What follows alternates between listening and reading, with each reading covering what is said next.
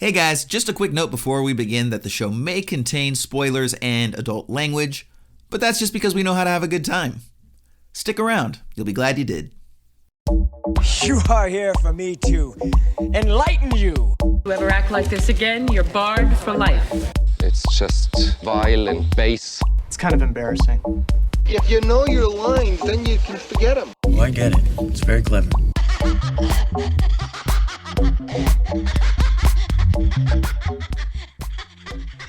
Hello, peoples, and welcome back to another episode of Esoterica Cinema, the podcast where we take films from the cinematic multiverse and discuss the hell out of them. I am your host for the day, Ryan Siebold, and with me, as always, is a man who just got back from the North Pole in search of Santa Claus, Mr. Jason Peters! What's up, Ryan? How's it going, buddy? It's going all right, man. Hope you're all bundled up and warm. I am now season. Back here in LA where it's a very, brisk 100 degrees. Can you say brisk with 100 degrees? No, you cannot. No. Whatever the opposite of brisk is. Apocalyptic, sweaty, maybe? balmy. Apocalyptic, I think, might be a good descriptor. Yeah. Shitty. Yeah. Yeah. I mean, as someone that's coming to you from Florida, I could tell you, I got that plus humidity. So, yeah, it's terrible.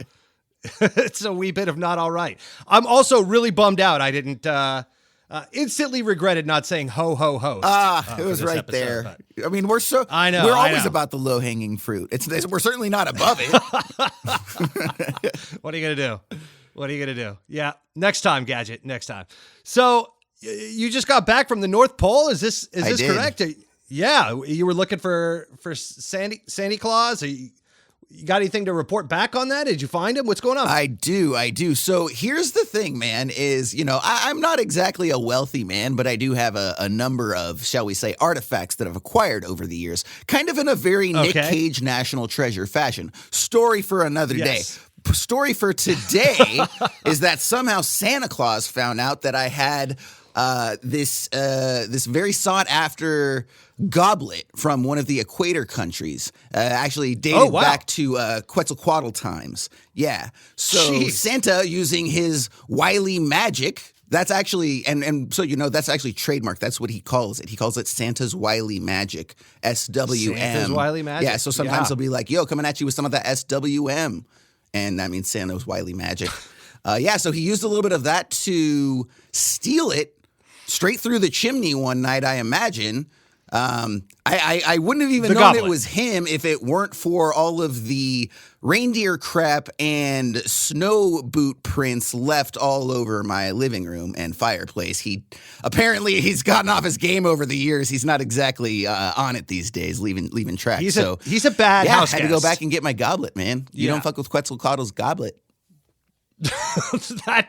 That story took a crazy right turn. I did not expect any sentence of that to come out of your mouth. You and me both, buddy. You and me both. Man, well, let me tell you about one thing that happened, though, while I was on the job. So while I was searching for the goblet, turns out I get there, another bounty hunter is there searching for the same goblet. Wasn't his goblet, but the intel that he got was so solid that he knew that Santa had it. So I go down there, getting ready to bust down the door, all dramatic style, like I'm an action hero. And lo and behold, someone busts it down before me. I look over and I'm like, dude, I know this guy. Turns out it's Shawn from the Cheapseat podcast, Cheapseat Reviews.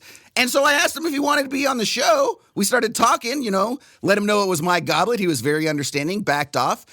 As sort of a thank you, I invited him to be on the show, and he came with us here today. So I brought Mr. Shawn all the way from the North Pole from Cheap Seat Podcast to be here on the show today. Holy smokes. Shawn, welcome to the show, buddy. Thanks for joining us today. I do appreciate it. I mean, when you get a tip that you got to go get the thing from on top of the hive so you don't incur the wrath of the whatever, like you have to do it, right? You got to go. And it was just it was an expert in your field, obviously. That's solid intel coming through. That's solid intel. Yeah. I mean, and when you say the North Pole, I lived in Boone, North Carolina, which is, kind of like the North Pole. It's very snowy and cold, and you have to walk uphill both ways in the snow. It's It's kind of the same thing. So I was already prepared for the trek to the Great White North. And I've also been to Alaska twice, so that also prepared me. Nice. That counts. Absolutely. Yeah, that all checks out. I heard Boone is like the North Pole for Halloween. It's the Boone. It's like the spooky. Spooky. You just love North doing Pole that spooky voice. Any excuse to use your spooky voice, and you take it. I love it. You know, I lived there for Spooky Christmas. I lived there for 5 years, and I've never heard that. That's amazing. I don't think any boonies would appreciate it, but that's fine. Shawn, thank you for joining us today. We love you. We appreciate you. We're a big fan of your show. Yes. We're going to get into a movie. We got a great movie to discuss. It's one of my all-time favorites. I was so delighted to have this chosen for us, and I thought it was the perfect one to have you on the show for. Shawn, we've been waiting to have you on for a long time. We've been on your show before talking about Dick Tracy and had a lot of fun, but it just the stars haven't aligned until now. So this is a good day, my Absolutely. friend. Why don't you tell everyone a little bit about your show and where they can find you on the regs when you're not here talking to us idiots? Sure, yeah. Cheapseat Reviews, the podcast that explores the Hollywood film industry for the greater good. We've been doing this since January of 2014. We just released, as of about an hour ago, as we start this recording, episode 414. And Dude, we've been doing it a while. Awesome, Yeah, man. for Congrats. those that don't know, Shawn is one of the legends in this indie The podcast OG industry. podcaster. I just He was the one that we were all looking up to when we were getting into it. He was probably, wiping the sweat off his brow saying, oh God, when we all jumped in the fray during quarantine, but because he had already been doing it for several years prior. You're on a couple hundred episodes in at that point, right? Well, he's the godfather of all of it. So we love him for I do it. appreciate you saying that. No, the only part about me, rubbing my brow when all these other podcasts jumped in because the pandemic is like, oh, they're all better than mine already, which is great. So that's fine. No, not at all. Not at all. I admittedly, not to kiss your ass because you're on our show, but admittedly you were the one that we were all looking up to saying, how does he do it? So to have you here is very flattering, and sincerely we appreciate it. Well, I very much appreciate that. Thank you. The check's in the mail. Cool. Well, we have got a movie to look at here, so why don't I go ahead and throw you a description from Google on this guy before we jump on this trailer. Greedy executive Sidney J. Musburger hopes to take control of the company he works for by purchasing a majority share, but he must first devalue the stock. So he convinces the board to appoint know-nothing, recent graduate Norville Barnes. But Musburger's plot backfires when Barnes' latest invention succeeds, thereby increasing the company's value. Worse yet, undercover reporter Amy Archer has the scoop on Musburger's shady dealings. That's not exactly a summation of this film, but also this film is kind of all over the place. There's a lot jam-packed into the roughly 2 hours. We're going to talk about all of this stuff, but first, Ryan, I need to know, what did you think about this movie? Holy crap, those are words I wait to hear once a month from you, Jason. I will be glad to tell you right after this trailer. Once upon a time, the American dream was power, wealth, and success. But in the city that never sleeps, the American dream is about to get a wake-up call. Just got hired today, entry level. But I got big ideas. When the president and owner of 87% of the company's stock drops, then the company too has a problem. What we need now is a new president. Some jerk. My leg is on fire. We can really push around. You, boss! This letter was sent down this morning by the big man himself. Sit down, son. Go ahead. Try it out. Did the board consider you an idea man when they promoted you from the mail room? Well, I guess so. I don't think they promoted me because they thought I was a schmo. The guy's a real moron. Cigarettes? No, thank you. What an imbecile. Come up with this. From Joel and Ethan Coen. It's fun, it's healthy, the kids will just love it, and we put a little sand inside to make the experience more pleasant. Did you have any idea there'd be such a huge response? This is the president. I don't think anybody expected this much hoopla. Comes a comedy of fame. Fortune, romance, sex, greed, and the American way. Say, Amy, how about you and I grab a little dinner or a show after work? I was thinking maybe the King and I. How about Oklahoma? Tim Robbins, Jennifer Jason Leigh, and Paul Newman. I'm getting off this merry-go-round. Plexiglass. Tell your thickness. The Hudsucker Proxy. All right. Now, Ryan, I know you said this is kind of one of your all-time sort of favorite movies, or at least it was when you were younger, but, what do you think about this movie? Does that still hold the case today? Did you like this movie as much this time around as you did before? Yes. Yeah.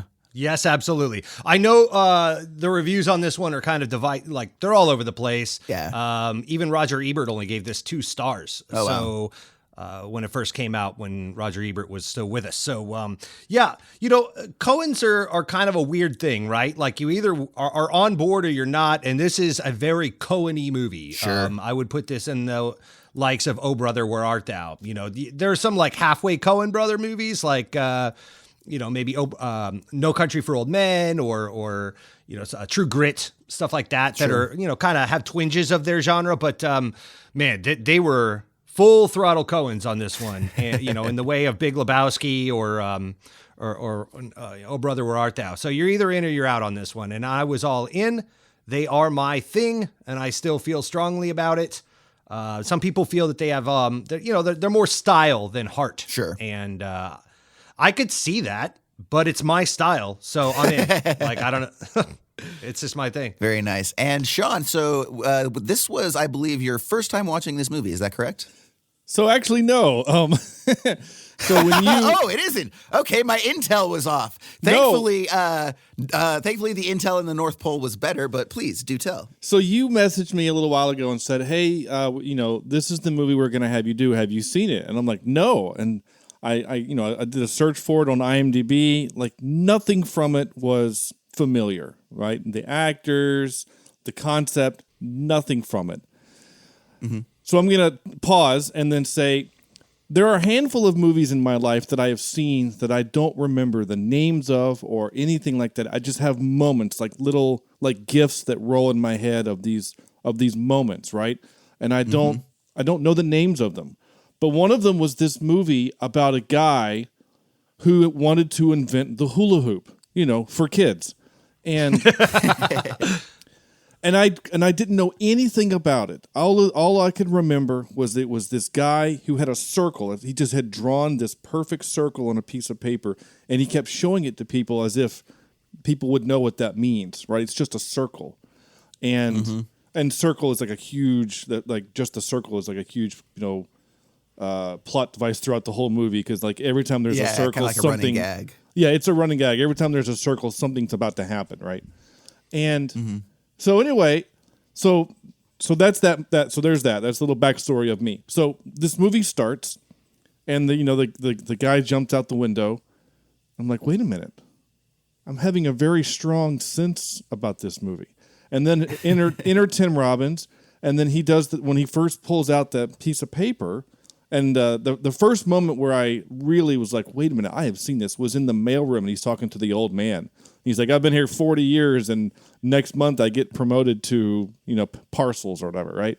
Yeah. And I'm like, wait a minute, I have seen this movie. And then when he pulls out the piece of paper, and he goes, for kids, there were moments of this movie I could quote. So, wow. I'm 40 years old. It's probably been...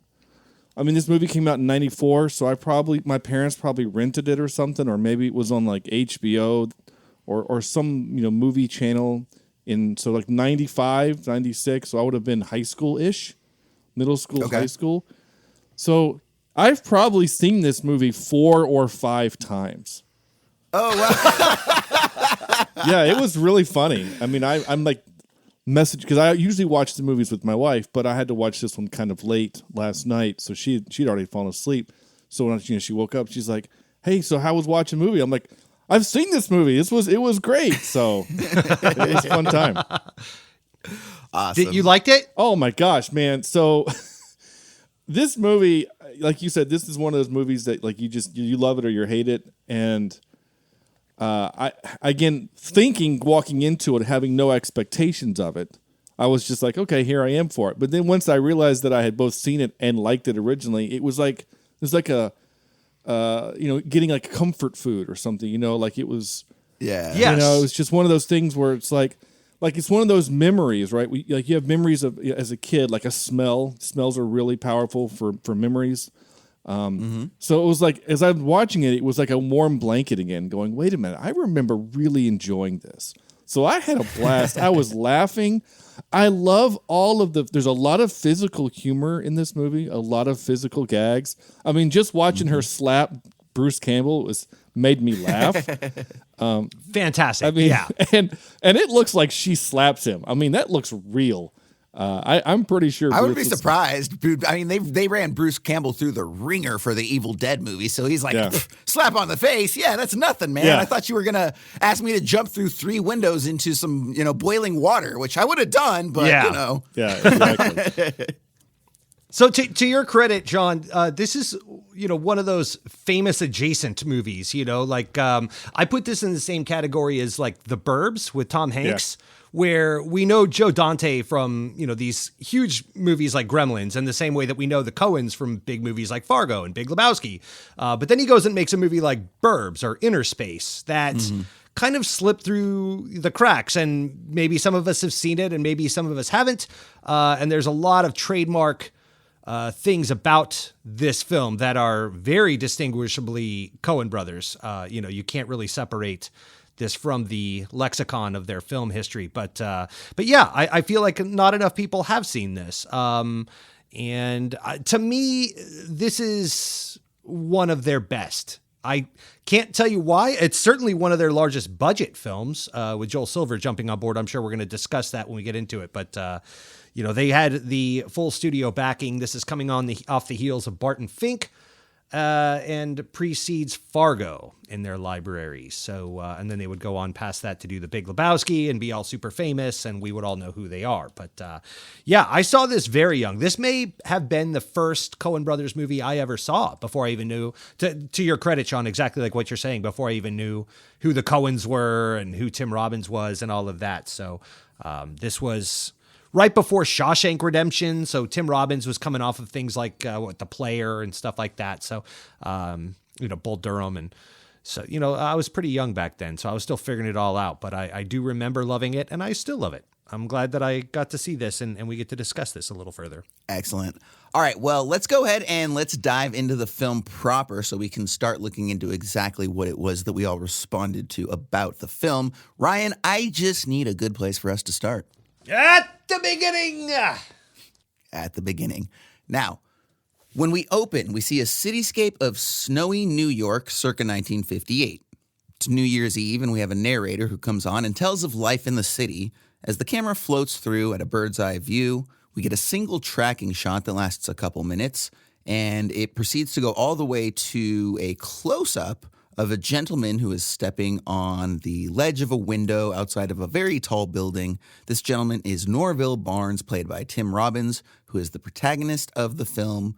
Once we do get that long push in, we get a cut to the credits.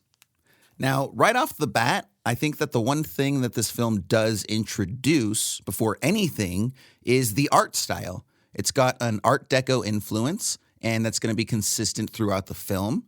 And I believe it's probably one of the stronger selling points of the film. At least for me personally, I very much responded to the art direction, the set design, the costuming, the look and the feel. It's kind of like the 50s, not on acid, but like the 50s by way of Chuck Jones and Bugs Bunny, right? It's a Looney Tunes-ized version of 1950s America. So before there is so much Bugs Bunny stuff going on in this movie. I can't wait to talk about it. Absolutely, yeah. And we will get into that. But Shawn, I want to start with you first.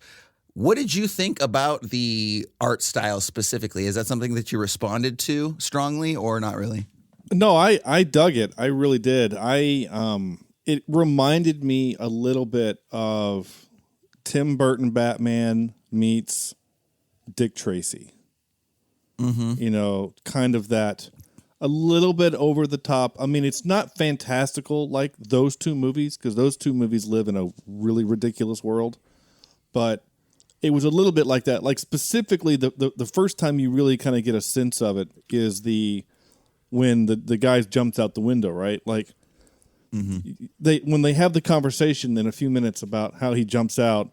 You know, he went 40 floors, 41. Don't forget the mezzanine. Like you hear that, and they do that bit like 6 times, which was hysterical. Yeah, like that's what I love about the writing. And I know I'm shifting, but like the writing does that, where they'll introduce a bit, and then there's that guy that just repeats it.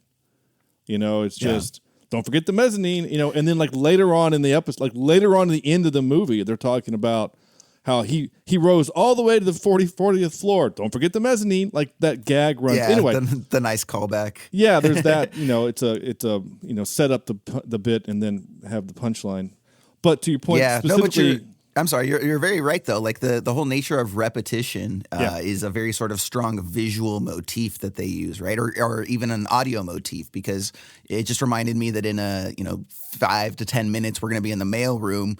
And the orientation trainer guy just keeps repeating, they'll dock you, they'll dock you, they'll dock you, right? Later on, we see the stickers that are coming on and off in quick succession. So, yeah, it's a very interesting point. You know, there's a lot of intentional repetition as a either storytelling device or a comedic device. Yeah, it comes across very funny. But back to the art style.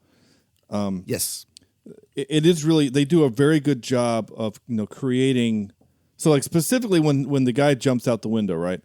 Like it took him like 4 minutes to fall down that building, right? It was a very long flight. It was long enough that he could wipe the tears from his eyes and then ask people to move out of the way, right? Like I'm saying, like it was a very long thing. I mean, it was comedic, right? It was a suicide that was kind of funny. And it was the coyote from Roadrunner, right? Like it would freezing in the air, right? Had time to think about stuff. He could have easily held up a little sign, right? Yeah, exactly. The only way it would have been, I think, probably too comedic, where they would have lost you, is if like they would have made like a shape of him in the pavement. You know what I'm saying? Like they showed or he left like a smoke shadow, right? Like, like he drops and then like his form still stays there in white and then dissipates into the air. Or no, I mean like in the concrete where you see after he hits, the outline, and then and the woman screams, the camera pans down instead of going up, and it's like his shape in the concrete, like he sank down. Like that's the bit that like a full cartoon. They didn't go full cartoon, absolutely. Which I appreciate. But some of the other this is the art one styles, time they didn't.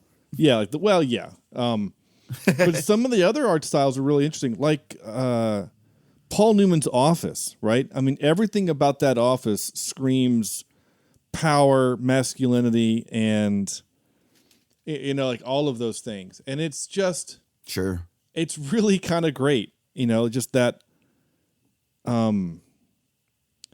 That the Newman's cradle, what's it called? The balls that go back and forth. What's it called? Yeah, I love that too. I don't know what they're called. I always just call them momentum balls, but sure. I don't know. That probably sounds like it relates more to your testicles than it does to some sort of desk tchotchke. But like, but yeah, where he like the moment where he yells at the guy on the phone and like or he says hold on, and then like the balls actually stop moving like mid swing. Yeah. That was fantastic. Yeah, there's a lot of funny bits, but I mean, like, who wants to have an office where you're looking out the clock face? It's just there's just a lot of that's just really, really clever stuff. So anyway, I highly the art style was great.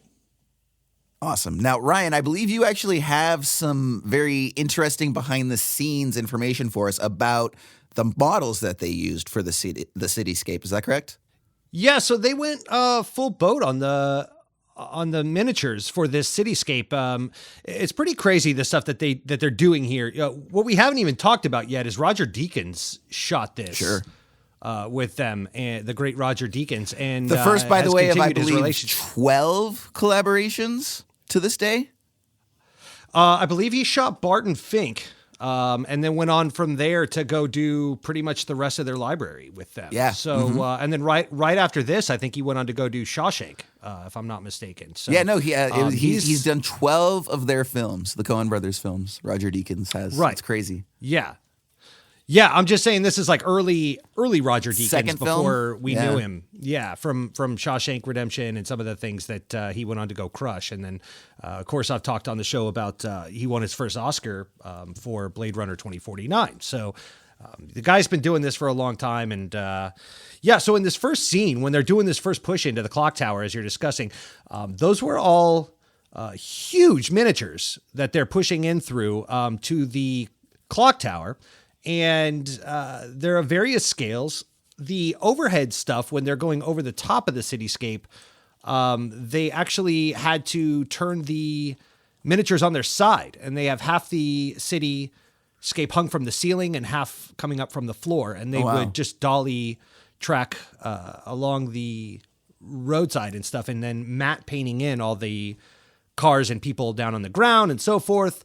Of course, Charles Durning's Fall that we're discussing was all done against blue screen, and they shot the screaming down the building against the huge miniature, and they did that in slow motion or high frame rate, and then slow frame rate, and then sped it up later to create a feeling of intense speed. But even the snow that they were using in the opening sequence had to be super small snow, which created all these problems of how to get the dynamics and the snowfall looking just right because it was a practical effect.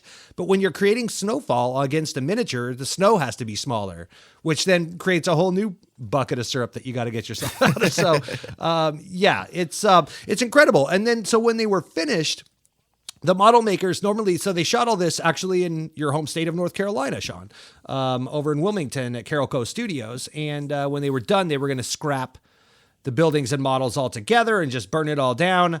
And the model makers were really upset about that because they worked so hard creating this whole city. And they said, talked to the line producer and said, you could probably sell these or lease them out or reuse them. You probably don't want to scrap them. And they said, you got a point. And at the time, they were prepping to go into production at first on Spider-Man that was going to be directed by James Cameron. And then that project didn't end up becoming a thing until it got picked up by, oddly enough, Sam Raimi, who co-wrote this film with the Coens. But then also they were prepping Batman and Robin and Batman Forever.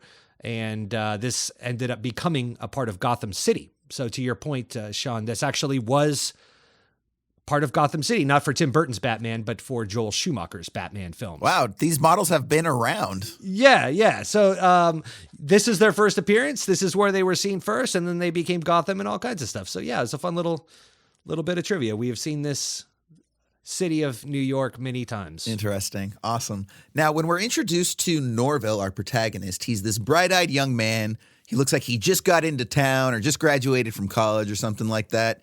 He's looking at a job board, which, by the way, is the coolest job board I've ever seen. I certainly wish kicks the crap out of Indeed. Let me tell you that much.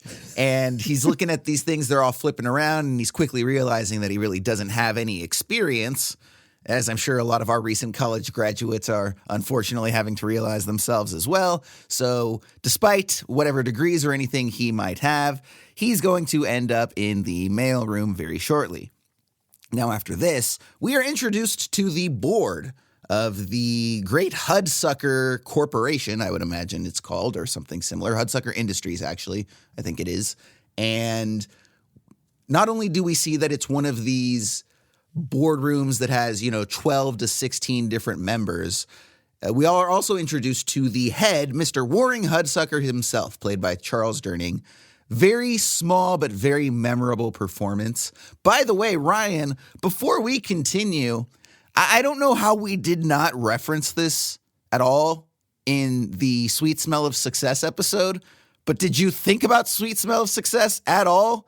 And the fact that that's a 1957, or right about when this movie is supposed to take place, drama about a newspaper baron named J.J. Hudsucker?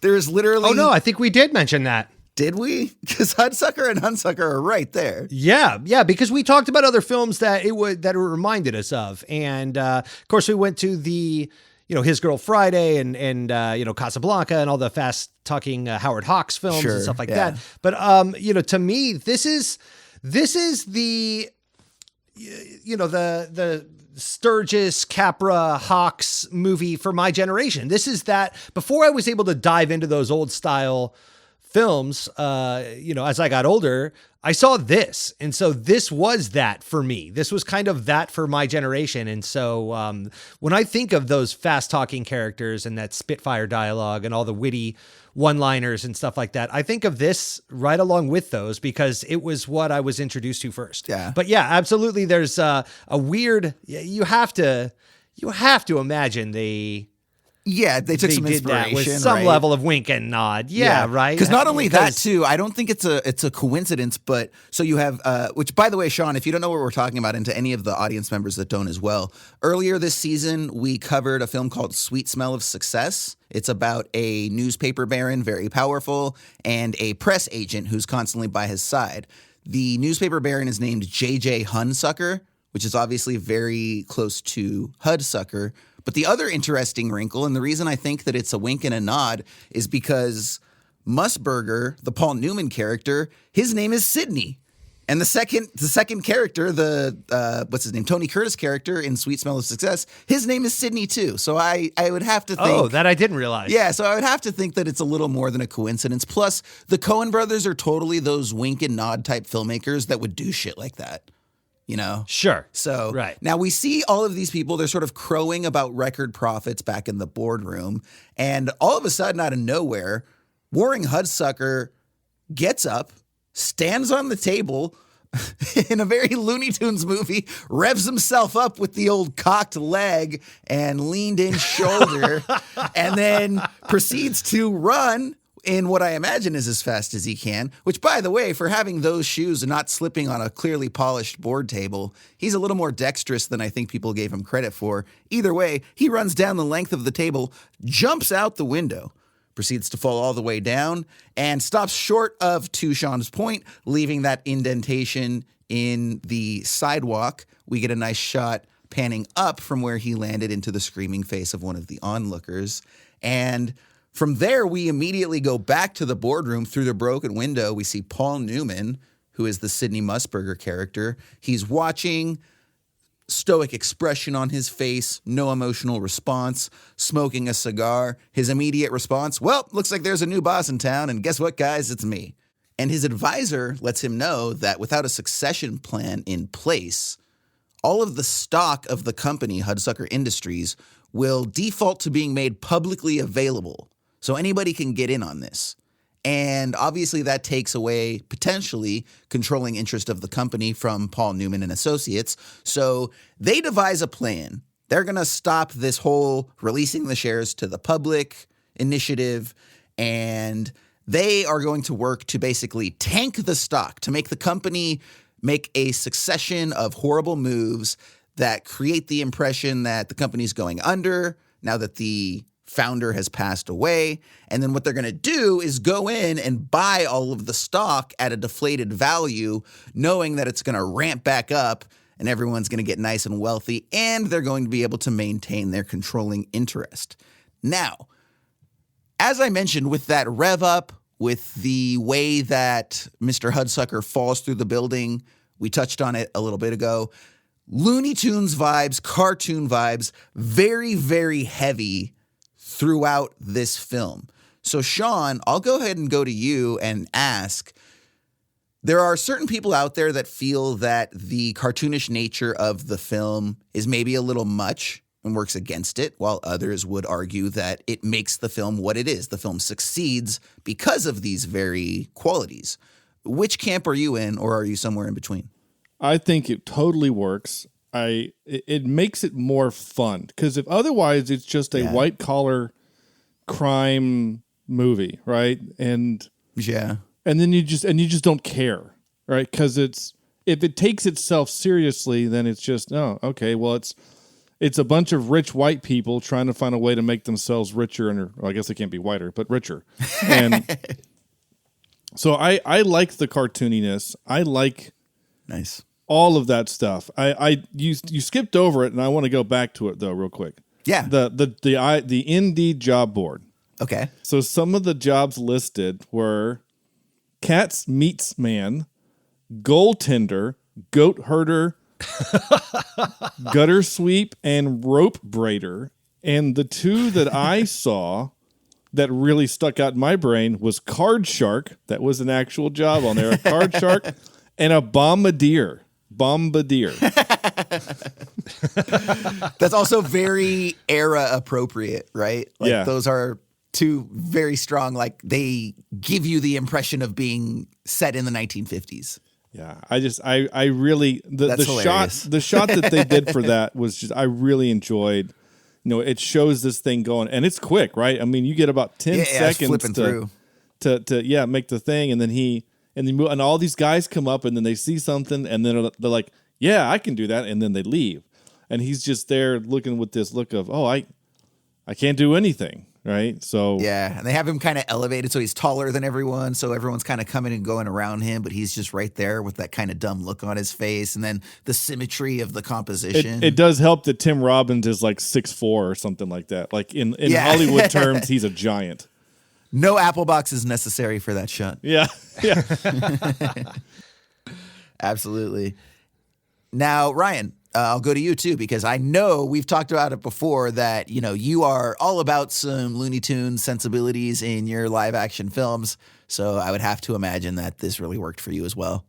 Oh, absolutely. This was so the Coens stopped just short for me at times, not in all their films, but definitely in this or something like Big Lebowski or Oh Brother. I kept thinking of have you ever seen What's Opera Doc? With, I'm so glad you brought that up. Elmer Fudd and Bugs Bunny, Kill the Wabbit and all of that, and where he's like doing the hair tonic on the scalp. So many times. Sean, you know that one, right? Oh, yeah. Kill the Wabbit. Yeah, kill exactly. The We've all seen it so many times. Absolutely. I'm so glad that you brought it. Go ahead and make your point, but then before you move on, come back to me because I'm going to want to add to it, unless you say exactly what I was going to, which is possible. Yeah, I mean, you see it in stuff like the bowling alley dream sequence in Big Lebowski, you know, is very Looney Tunes-esque. But this, the music oftentimes is very operatic, even especially so, and I'm sure, you know, I'm skipping way ahead, but in the introduction of the hula-hoop midway through the film, you know, there's a full-on opera or ballet track that plays out almost in its entirety. It's a big, long, very famous song called the Saber Dance that we'll get to. But yeah, it's all there's even a weird ballet dream sequence in this. Yes, that's the one that I was talking about, dude. I wanted to bring that up because I feel like that is actually from that cartoon. Like, I don't know if this is just one of those things that I can envision in my head or if it was actually from the piece itself. But isn't there a part of that What's Opera Doc? It's that dream sequence, but done in cartoon form where Bugs Bunny's the girl and Elmer Fudd is sort of trying to pine after him and keeps like running to him or her, you know, Bugs Bunny. Oh yeah, absolutely. And she goes away and like, I'm pretty sure Bugs Bunny and even is in drag and he's running away and playing coy. Yeah, like the way he's sort of mugging it up. And I'm pretty sure that sequence they run was up to a cliff exactly and he's from wearing the Looney big Tunes. Viking hat. Yeah, totally. Yes. So yeah, I totally picked up on that. And then isn't there a part in Big Lebowski with Maude wearing a Viking hat? And has the two long braids coming down on either side too, I think. Yes, correct. So it's all very What's Up. Like That's they probably just like one of their favorite episodes of anything. They probably just like watched that on repeat as kids. What's Opera Doc. Absolutely. And I loved it. Me too. And then you get like when the board member goes to try to run out the window later in the film and hits the plexiglass that Paul Newman has had installed, and he smushes his face against the plexiglass and like the slow slide down the plexiglass. You even get the streak sound. The streak sound. Yes. It's all very Bugs Bunny, Chuck Jones homage, and I loved it. Absolutely. Now, we will let's go ahead and let me give a little bit more about the narrative, and then we'll kind of throw the sort of alternate view of this at you guys and see how that relates to your experience. So Norville ends up getting hired in the mailroom. He receives this very hasty training that we touched on earlier, where it's mostly just this person yelling at him for the various offenses from which he will be docked pay should he make them, which is pretty much anything you could possibly do or any mistake you could make. They'll dock you. That's that guy. And then as they're in there, this sort of alarm blares and everyone quickly panics and runs away as this gentleman comes charging in. He's got a very stern look on his face, older guy. He's got a letter held up in his hand. It kind of reminded me of like an old FedEx commercial from the 80s or 90s. Like, this letter absolutely, positively has to be delivered overnight. Except in this case, it has to go directly to the executive right away. It's called a blue letter. And while everybody else manages to scramble and escape, Norville is left holding the letter and has to go deliver it straight to Paul Newman's character. Now, Robbins is very much this sort of bumbling, sort of idiotic character through most of the film. He definitely inhabits that in this scene. And he goes to the elevator, makes his way up. This is where we're introduced to the buddy guy. His name is actually Buzz, but I just call him Buddy Guy because I think it's just one of the greater cameos that I've seen. There's something about the way that guy delivers. Like, so many of the characters in this film are caricatures, right? Like you said, the cartoons. The main characters, sure, but especially the ancillary characters. We're going to go later when we're at a party later. There's a character that I believe is the direct influence of Hedonism Bot from Futurama that we reference all the time. Here we go, right? That sort of voice. But here and now. And you also have Yosemite Sam is in there too, right? Isn't he there? Yeah. I mean, he I say what you doing with my money. Right. Like, yeah, no, that investor scene where he's at the party, like, you could tell all of them were like, you're this cartoon character, you're that cartoon character. Joel, what other cartoons do we like? Oh, yeah, you're this guy. Do that guy. It's fantastic. We're going to get into that in just a little bit. As far as for the here and now, once Robbins get into the office, he's very intimidated by Musburger's character. Shawn, to your point earlier, it's this very sort of intentional staging where the room is very masculine. It's very minimal. It's this enormous room with almost nothing in it but like a single desk and a couple of phones so that everybody in terms of scale feels very small when they're before him, right? And that's obviously intentional. We mentioned the awesome note about how when he yells on the phone to hold on, how those momentum balls, again, for lack of a better word, freeze in the middle of their pendulum. And very quickly, instead of presenting him with the letter, Musburger with the letter, Norville gets kind of caught up in, he like accidentally ends up setting fire to this contract that it's such a funny scene Musburger has been working on, right? And again, to those cartoonist sensibilities, right? Like, he's trying to put it out. It's in the wastebasket. He can't get it out. So then he like grabs, I do like the shot where, because it's such a big room, we see him sort of run to the back of the frame, grab the water bottle out of those dispensers, like those giant, like 25-gallon water bottles that you have to put in the dispensers, like the Evian stuff. And he pulls it out, and of course it's leaking all over the floor as he like stumbles trying to bring it back to the wastebasket. And it takes him long enough that by the time he gets to it, all of the water has already come out. He ends up chucking it out the window. The contract's flying everywhere, and Newman's going to go ahead and jump out. But Norville also holds him back. And then we get what I think is a very funny moment, again, with the cartoonishness, where as his pants start tearing, he remembers having a conversation with the tailor about insisting on a single take. Ryan, I immediately thought of you. I just saw you losing your shit at this scene because I was like, dude, this is such a Ryan Siebold moment right here. We get 2 back-to-back flashbacks about the stitching of a pant seam. Like, who does this? The balls that you have to do 2 back-to-back flashbacks about a pant seam is well, and here's the funny thing about that too, is that it really narratively doesn't even make sense. The first part of it makes sense. It's Newman's memory. Paul Newman's character is remembering being at the tailor, which makes sense.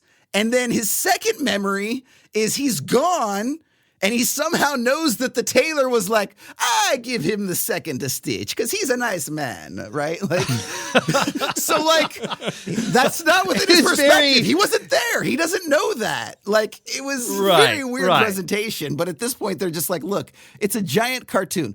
This is why I bring this up, okay? Is because there are people. So for the people who feel that this film doesn't work for them to the degree that it does for you guys, and myself to a degree as well, though I have to admit I don't think I'm as enthusiastic about this film as you guys are for a lot of the reasons that have come up, and I'd like to start discussing those reasons. So there's an idea that it's so cartoonish that it kind of just plays loosey-goosey with a lot of the rules, as well as there's a certain lack of humanity that comes through as a result of being so cartoonish, right? And I don't even think that it applies to all of the characters equally, because I think that there's actually a few different actors that come with different levels of that energy. So what I'll ask, I'll start with you, Ryan, is what would your response be to people that say that the cartoonishness, while fun, was laid on so thick and the humanity was lacking that, you know, none of these were real characters. None of these characters are real people, you know, maybe with the exception of Paul Newman's character. There's a certain element of truth to his character, but everyone else, while as entertaining as they are, really are these caricatures of people. None of the, very few, if any of them, are real people, but it doesn't sound like it had an effect on your response to the film, Ryan. Is that the case? That is the case for me personally. I definitely understand the argument. This film is doing something. It's a high wire act where they're really straddling a line between screwball comedy. They're doing like we're saying Looney Tunes. They're also doing a lot of Marx Brothers stuff here. I don't know if you've ever seen any Marx Brothers films, but there's a lot of really exaggerated performances, and so. Even in the way that we're talking about Tim Robbins' character carrying the water jug all over this huge room and dumping the water over to where there's just a few drops left by the time he gets to the trash can on fire. I mean, it's just very slapstick. Mm-hmm. So if you look at it from that point of view, I mean, would you watch a Looney Tunes movie or a Marx Brothers movie and say there's just no humanity in it? It's like, of course not. It's a slapstick screwball comedy, The Producers by Mel Brooks, or, you know, something along those lines. But it's also trying to inject heart into that and make you care about these characters in a way that, maybe only the Coen brothers can. So I also would not ask you to watch a Looney Tunes film, cartoon or a Marx Brothers movie and say, you know, what did you feel about the protagonist? And, you know, I wouldn't dissect Duck Soup on this show and talk about, you know, the character arcs and all of that, because it's a screwball comedy and it's to be taken at face value and we move on. You know, you don't watch Young Frankenstein and, you know, really try to show pathos for the big knockers scene. You just laugh at the big knockers scene, right?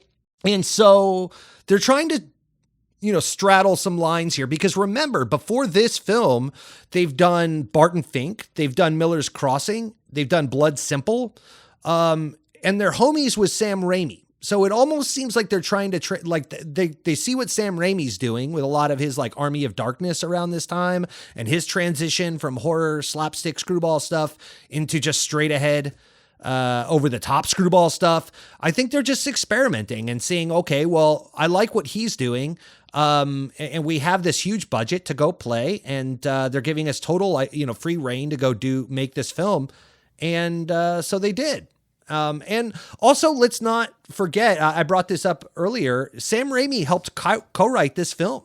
So there's a lot of Sam Raimi slapsticky stuff going on here too, you know, in the same way that we've got in this same, you know, era of filmmaking, Ash from Evil Dead, you know, doing the "This is my boomstick" scene and all of that, you know, with claymation skeletons. And so I think they're just, you know, tiptoeing around to see what they can get away with. It was a huge box office flop, sure, and it was critically panned.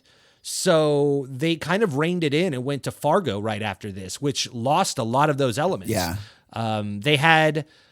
they played around with characters with Frances McDormand's character and Bill Macy's character, stuff like that, like really exaggerated characters. But they got away from the slapsticky Looney Tunes stuff for a minute until they were able to go back to it with Big Lebowski and Oh Brother. But they tried some stuff. I think, there were some times that it didn't work, but I'm taking this film more at face value and not really looking for deep-seated character studies. This is just a fun romp to me. Sure.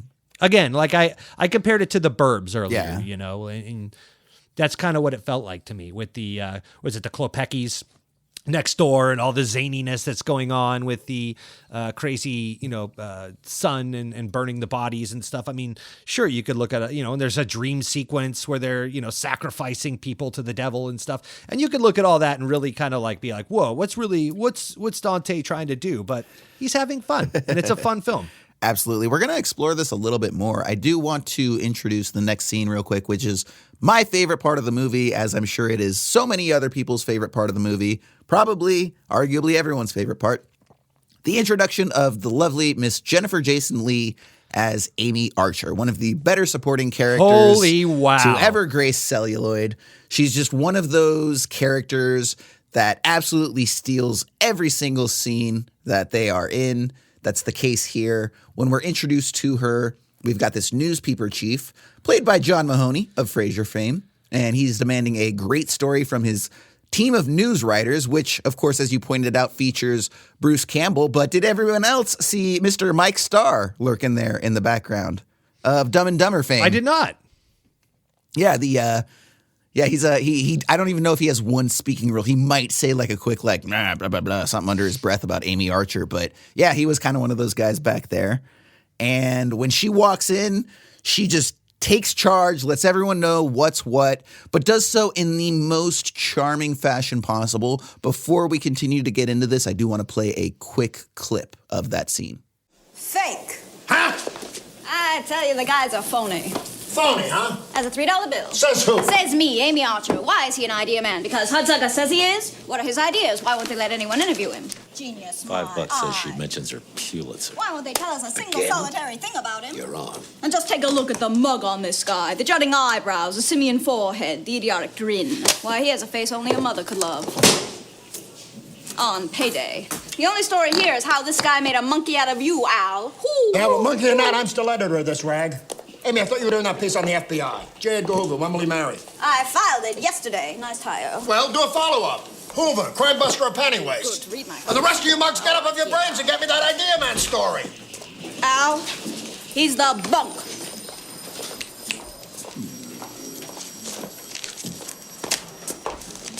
I'll stake my Pulitzer on it. Okay, so yeah, if you hadn't seen the film, her entire performance is like that. It's wonderful. It's brilliant. It's beautiful. It should have gotten a lot more attention than it did at the time. But as we talked about, this film didn't do particularly well, which worked against her. But through no fault of her own, she's amazing. She's wonderful. This is what I would like to bring up. And Shawn, I'm going to go ahead and let you know my opinion of this and then see how you respond to that, which is that as much as I appreciate the cartoon sensibilities, I do think that there's something about the film that doesn't work with regards to the specific level of that energy that the different actors bring to the table, right? So what I would say, for example, is right out the gate, every background ancillary character is a 10-plus cartoon, right? Like I said, we're going to get into a lot of the different archetypes that they go into. From there, you've also got Tim Robbins. Now, Tim Robbins, I would say, is definitely playing really hard into the silliness, the slapstickiness. You get the sense that it's kind of his version of a Jerry Lewis character. Now, in my opinion, you've also got Paul Newman bringing a certain level of gravity, which is much needed to the character. But I think that it's not dissimilar to the character that he played in Road to Perdition, which is also a tonally a very different film that would come 10 years after this one. And then you've got Jennifer Jason Leigh, who is definitely a caricature, but like the most realistic caricature that you've ever seen. It's very hard. So I guess all of that is to say that for me, there's a level of inconsistency. And that sort of keeps me from embracing this, the whole thing is a cartoon, right? And part of that also stems from the nature of the relationship. Like, we're saying, okay, let's keep this at face value, but it's also very obvious that they're asking me to buy into this love story, right? You always got to add that in for the studios. So they kind of, in my opinion, ham-fistedly put this sort of love story in because, look, here's the thing at the end of the day, and this is where my problem with the film comes very succinctly. I don't like Norville. I don't think that he is an enjoyably bumbling idiot. I think he's just a bumbling idiot. And when you have that character end up being pined after from Amy Archer, who I respect and love, it's like, well, no, she's so much better than him. She shouldn't lower herself. And so then I sort of resent the nature of their relationship. Shawn, what's your response to all of that? I know I was a little all over the place there, but just what's your response to everything I just threw? Yeah, okay. So I'll hit the two main things that I was thinking of when you were talking. One about kind of the caricatures of the people, like they're not kind of at the same level. And I kind of think I kind of took it as that they're not, but they can't be, right? Because if everyone is 100% over the top ridiculous, then I think you actually get bored with it because then it's just 100 people yelling at you and you just get tired of it. So you need to have some subtlety. Though the funny thing is like Tim Robbins is like the subtle one, right? He's bumbling ridiculous, but he's quiet. And he's, he has very few speaking lines, really. I mean, if you think about it, especially compared to, Jennifer Jason Leigh, who has all of the speaking lines, right? I made the joke that, and by the joke, I mean, I wrote it in my notes. As I take notes, I usually ask questions or write jokes for later. And the joke that I wrote was, closed captioning can't keep up with her. She speaks so quickly. That's a great way to put it. So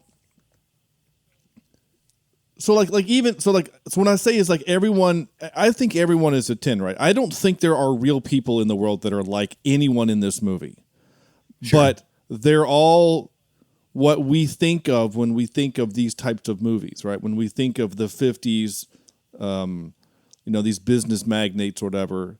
Like all of those board members, like none of them had an original idea. They would just parrot off of each other and stuff, and that was hysterical, right? They were all one dimensional. Almost everyone in this movie is kind of a one dimensional character. Yes, absolutely. So to your point about the love interest, I actually 100%. I shouldn't say I actually. I 100% agree with you.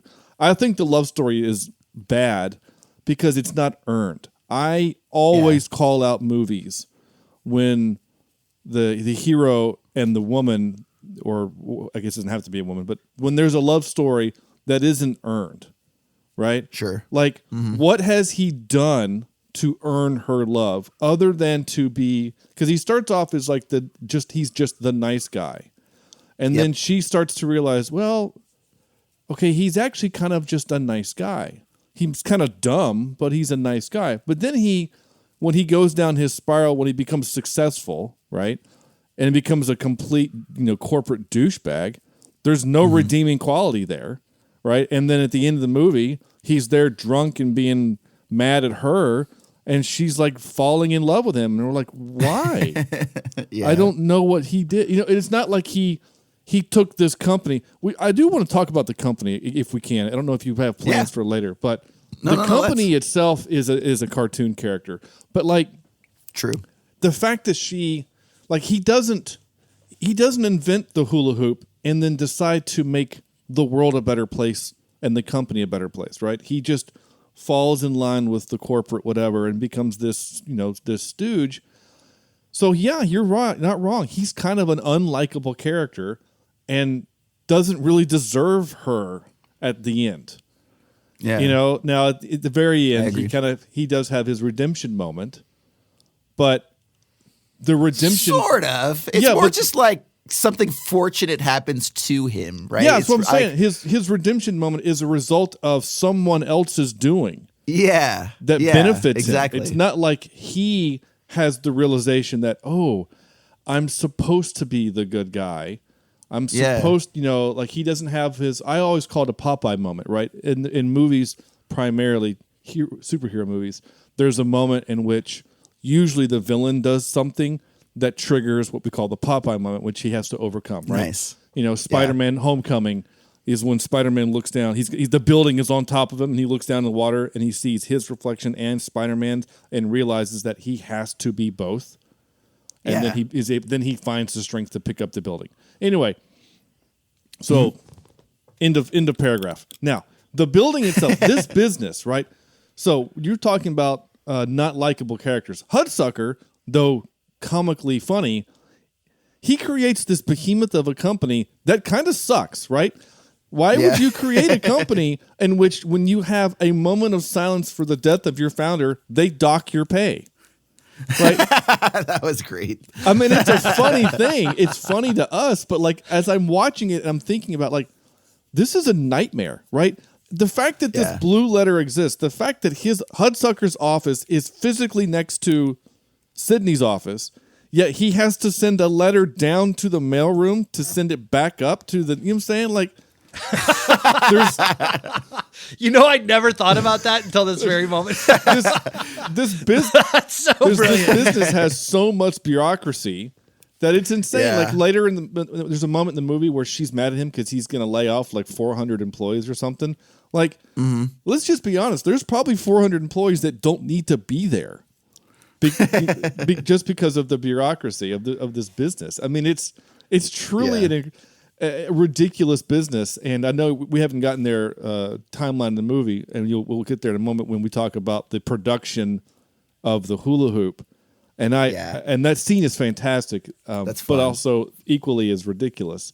And my last thing, and I'll stop for a minute, is Sam Raimi is actually in the mailroom. Yep. He has I think he's one of the voices, right? Appearance. Like doing the shadow where they're throwing around the names, I think. Yeah. Dude, there is so much going on in that mailroom that I had to check to make sure I wasn't there. Like, everybody's in that mailroom. That is a busy scene, and it is a long tracking shot down the aisle as he's getting those orders barked at him. And then we end with a real quick cameo by Pat Crenshaw, who plays Blue from Old School. My boy Blue. My boy he's Blue. the That was him. Yes. he's the mail guy. Yeah. I was like, hey, it's my guy. The head mail guy. So he's like, if you fold it, you get fired. So I just throw him away. I love that line. But yeah, I agree with everything you guys are saying. I think that some of those issues probably could have been avoided if they set Tim Robbins' character up a little better in the beginning. I feel like this whole film just jumpstarts so fast, and we get thrown into the middle of this whole scene. This whole debacle of Hudsucker committing suicide out the window, and Sydney taking over, and then they need a proxy, and then they find the rube. But we never get that save the cat moment where we set Tim Robbins up as a good guy. Yeah. So when we get thrown into him doing, we get introduced to him as a rube or as an idiot, and then a village idiot of sorts. And then, that doesn't really give us much gratification, I think, by the end when he has his come to Jesus moment or his moment of redemption or whatever. And to your point, Shawn, it's like a Deus Ex Machina thing where it's like a hand of God saves him. He didn't even do anything to correct his actions.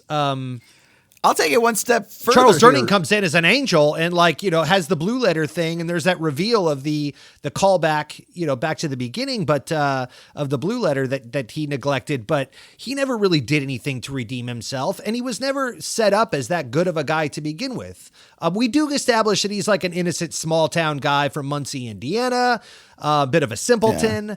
But I think there could have been more to show redeeming qualities up front so that his fall from grace was more dramatic and we could see that he was being corrupted or brought to the dark side more or less. If he had just had that save the cat moment at the beginning and shown as more of a stand-up guy. It could be something as simple as him taking his jacket off and throwing it over a puddle so while a woman walks by or something innocent and so stupid like that. But I think he needed more in the beginning to kind of establish his character as a good, wholly redeemable protagonist so that when we get through his character arc, it's more of an arc. Sure. Thoughts, Jay? Yeah. Well, I'm going to jump in here, Jason. I'm going to interrupt you because Ryan, please. you said something that it triggered a joke that I wish I was quicker on.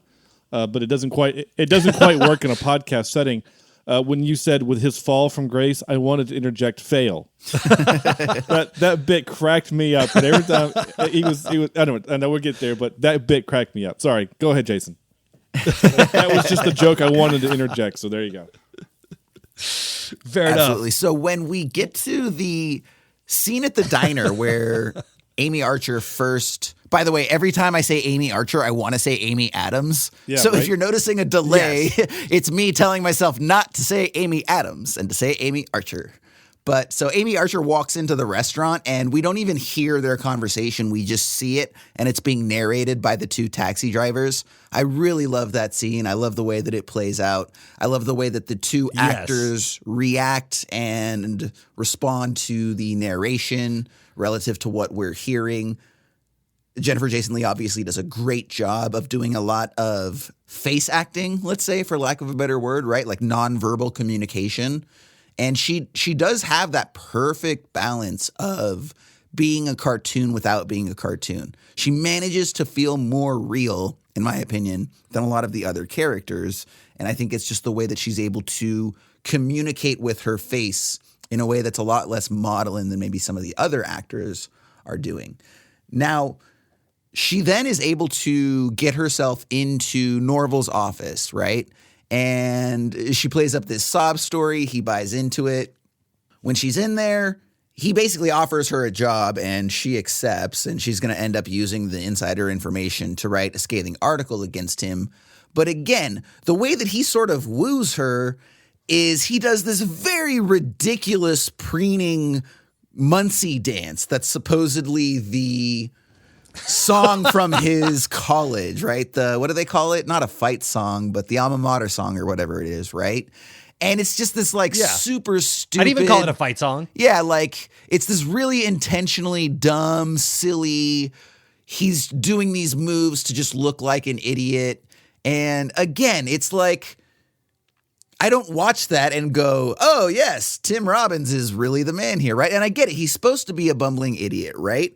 So let's back up a minute. So when setting up the character, Ryan, earlier you said that they don't do enough to set him up as a good guy. I don't think it's so much that. I actually think they set him up okay. I think it's where they take him. Because let's actually look at what happens from a story perspective. So when it gets to the point that he's, made the hula hoop and he's successful and he's let everything go to his head, the sort of following progression is Buzz, the buddy guy, comes in, uses his own rationale to pitch him a new project, and in a very cruel fashion, Norville dresses him down for being in the same spot he was in just a few months prior and fires him. Okay? Obviously, this makes everyone upset. So later, when he's out on the town and he runs into Buzz's character, Paul Newman had actually greenlit his idea. It ended up being successful.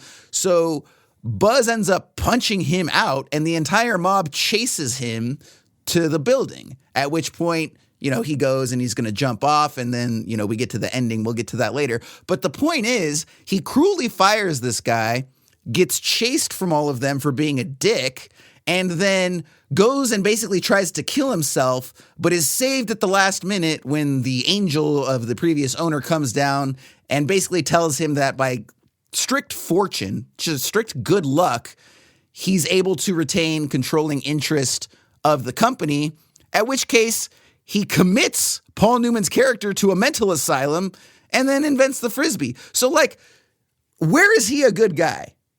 That's what I want to ask you, Ryan. It's not so much in the beginning, but when we get the development, like Shawn said, it's not really earned because he didn't really do anything good. He could have the filmmakers could have very easily made it so that, he raised pay for everyone, or he got away with these draconian rules. We could have gotten a few minutes of him making Hudsucker Industries a more amenable place to work, and that would have given us some sympathy, but they didn't do that.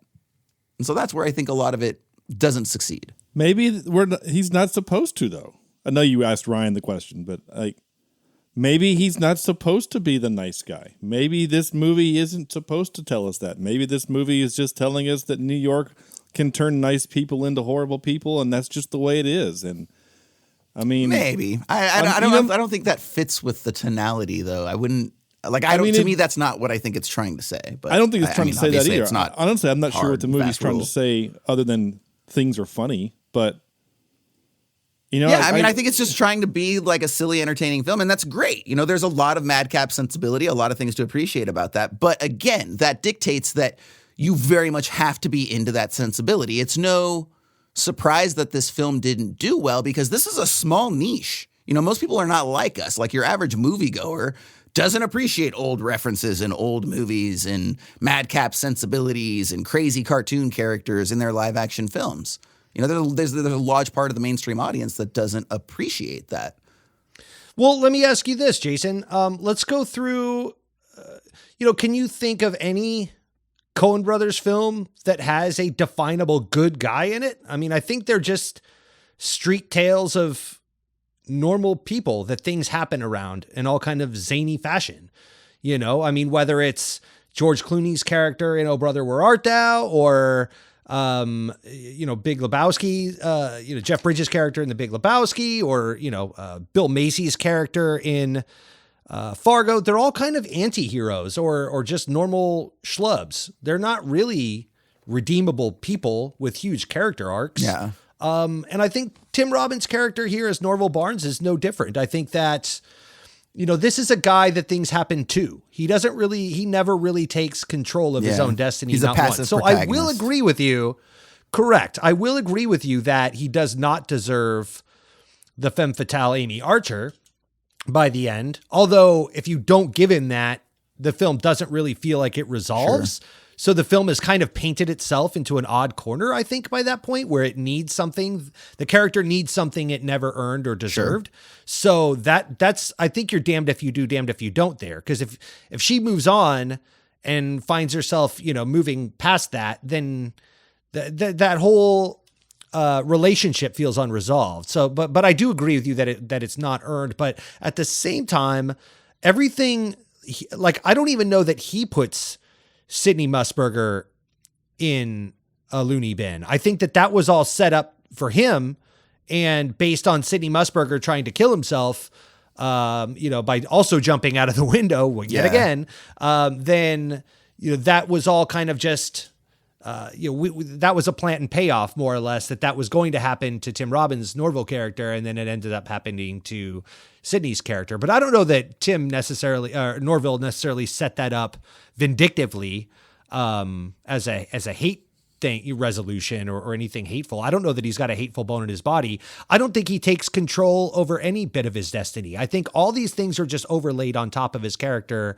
He, like you said, he's a passive protagonist. He's just a rube, a schlub. As we go through this, things happen to him and around him that he has no control over, minus the invention of the hula hoop. Yeah. That's his one contribution, I think, his major contribution to the plot. Absolutely. And then outside of that it's just a domino effect of the chain reaction of things that happen all around him. But he's being used by this board and by the company as a tool, as a device. And so everything that happens is because of that. And so, I don't know that he's ever given the freedom to move about the script in such a way that he could take control over his own destiny in many ways. Yeah. And to I do agree that's an unsatisfactory answer. I'm not saying that in defense of this script and saying, no, it's good because, no, quite the contrary. I'm just saying that, but I won't say that he was never set up as a good or bad character. I just think he wasn't set up as much of a character at all. It's more of us as the audience, maybe, just kind of going through this as the viewer. He's just a vehicle to get us through this story, maybe more or less. Well, yeah, and that's kind of the whole point of the criticism, which is that when you, as we acknowledged, these are one-dimensional characters, and rarely is that used as a compliment, right? Now it works in the context of this, but again, what are you picking up and what are you giving up, right? So you're picking up, this humor, this madcap cartoonist sensibility. You're giving up an element of humanity. And again, that's just a creative decision, an artistic decision. And you have to understand that that's going to not satisfy a lot of your audience or your potential audience, at least. Right. But lean into it because you're doing it for the people that do get it, right? No, I mean, again, like I set up at the beginning of the show, Roger Ebert gave this 2 stars, and his entire review, if you go read it, it's actually pretty interesting, is set up as a angel and devil on his shoulder. And he goes and interviews, back and forth between the two, using that as a tool more or less to set up the pros and cons of this film. And the angel on his shoulder is saying like how hyper stylized this film is. And these are some of the best performances he's ever seen. And it's the best world creation he's ever seen. And the actors are, you got Paul Newman, Tim Robbins, Jennifer Jason Leigh, Charles Durning, John Maloney. It's a cast list to be contended with for any film. It's just over the top, cranked to 11 all the way across the board. But the devil on his shoulder is saying, yeah, but if you strip away all the fluff, what have you really, like, the bones of this film aren't really anything to clamor about. So Are you judging it by the bones, or are you judging it by all the fluff they put on top of it? I don't have an answer to that, only that I personally enjoyed the shit out of it. I thought it was a very fun romp, if you take it at face value. But maybe this is one of the, again, this might be one of those films that isn't best dissected. You just kind of have to watch it, let it wash over you and say, wow, that was great. I really enjoyed it. But then you bring it on a show like this and you start to peel apart the layers of the onion and you're like, wait, that's all there was? Like, it was just all smoke and mirrors, and you kind of get rid of the illusion that the magicians were pulling on you when you start to like slow down the magic trick and say, oh, see there, the card's up his sleeve. I could see it in that one frame. Then it like the magic trick doesn't work anymore. Okay, but that's a legitimate criticism as well. I mean, I think if you like, we will say that there's a degree of the filmmaker's reputation that I believe works for them here. Right? Because what you're saying is essentially, look, if you're going to enjoy this movie, just shut your brain off, baby. Don't think about it too much. Sit back and enjoy. And that's great. But you can also say the same thing as a criticism against a Michael Bay movie, right? Why don't you like Michael Bay? Ugh, they're all dumb movies. They don't make sense. You just got to turn your brain off and sit there and enjoy it and be dumb to get it. That's not a positive attribute of your film. I'm not saying that this is specifically a bad film for that. I'm just saying that there are legitimate criticisms to be had about this film.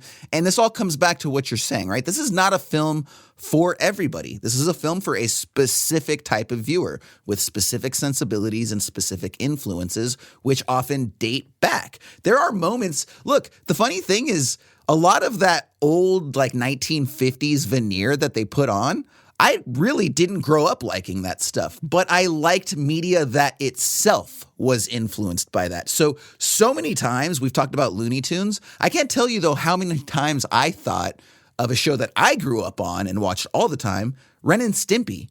There were so many Ren and Stimpy moments, especially when it came to the choice of music. Like the whole Tidbits of the Star sequence where we get that great John Goodman narration, who I'm sure you guys all noticed that was him, and it's in black and white, and it's got the 50s music, and oh, look, we're seeing Mom, and she's doing her vacuuming. Hey, Mom, how's the new Orek, right? Like, they just nail that stuff, right? And I love it. I love that stuff. In a vacuum, I love that. Like, just show me that as a 3 to 5 minute short without any context. I get it, and I love it, right?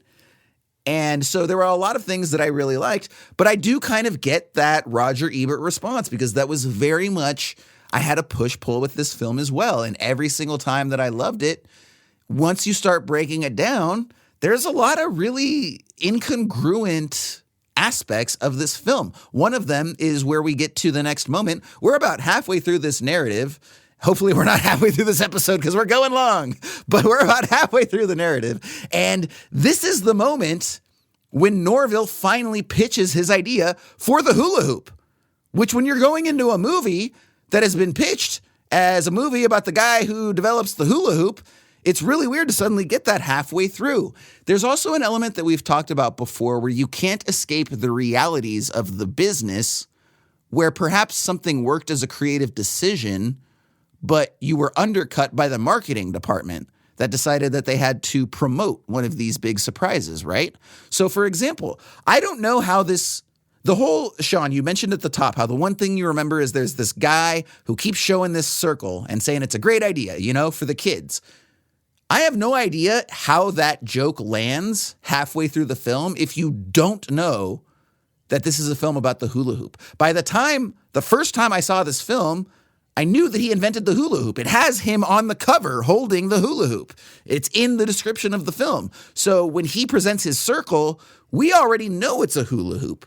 But go back to being one of the first people to see this at Cannes Film Festival or Sundance or wherever, and you don't know that. Is that moment funnier because you don't know already, right? Is it a better running gag when the marketing department hasn't given away the punchline ahead of the joke?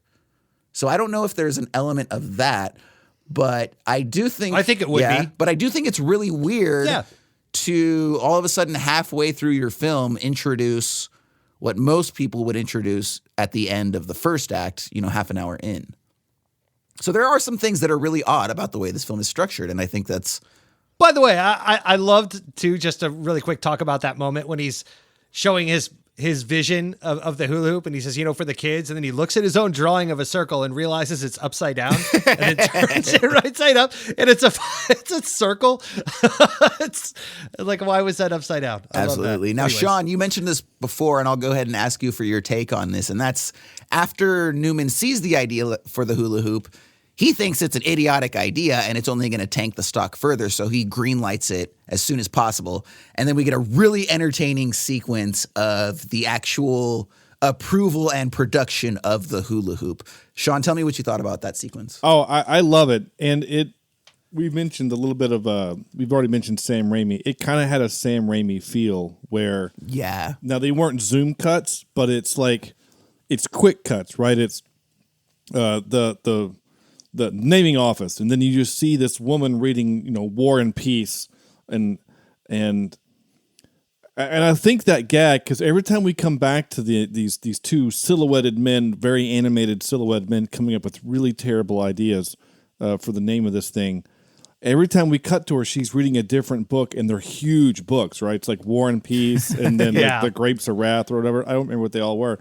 Anna Karenina was one of them, and they're huge, like 1,000 Right, so like the idea is that like this process has taken so long that she's read, these massive novels, which again, that's a subtle bit, right? That's a thing that you have to pay attention to.